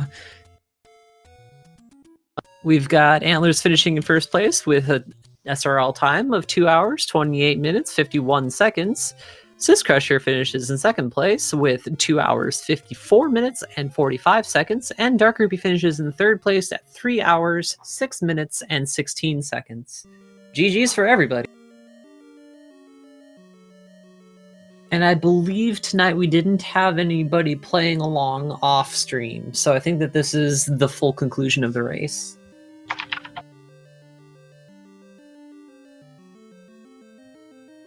Yes, indeed you do, Dark Rupee. GG, Dark Rupee, GG, Crusher, and GG Antlers for the win. And nice try, my Steel. Well, what do you say when someone forfeits? Like, I guess it's still good game, right? Yeah, I usually still say GG. Yeah, GG. I know that I have had plenty of forfeits in my SRL time. Yeah. Alright, well, I've marked him as complete, which means he's got the invitation if he wants to take it for interview. Post-match. I'll go ahead and let you guys talk. I think I'm going to bow out and listen to the end and get ready. Alright, sounds good. Yeah, Thank same you. here. Thank you for the GGs. commentary. Yep, GG's, guys. Thank you for the GGs. commentary and the tracking, for sure. Yes. Thank you. Yep, Hemi and Triforce put up a valiant effort, but wasn't able to finish tracking because of internet issues, so it was the one-woman show again. Well, we appreciate it as always. Yep. Alright, have a good night, guys. Thanks for racing.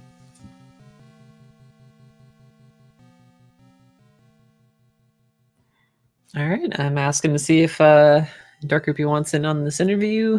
If not, then I'll be signing us all off and maybe take care of the mentions now in case I don't forget. Thanks to Speed Gaming for hosting us. Thanks to Metal Machine and the dev team, including Fiskbit, Cena, Dark Rupee, myself, and Zero Meaning, who are wonderful in putting all this together. And thanks to our runners, Antlers44, Dark Rupee, Crusher, Eat My Seal, give them a follow. And thanks to Speed Gaming for hosting and for everybody for watching.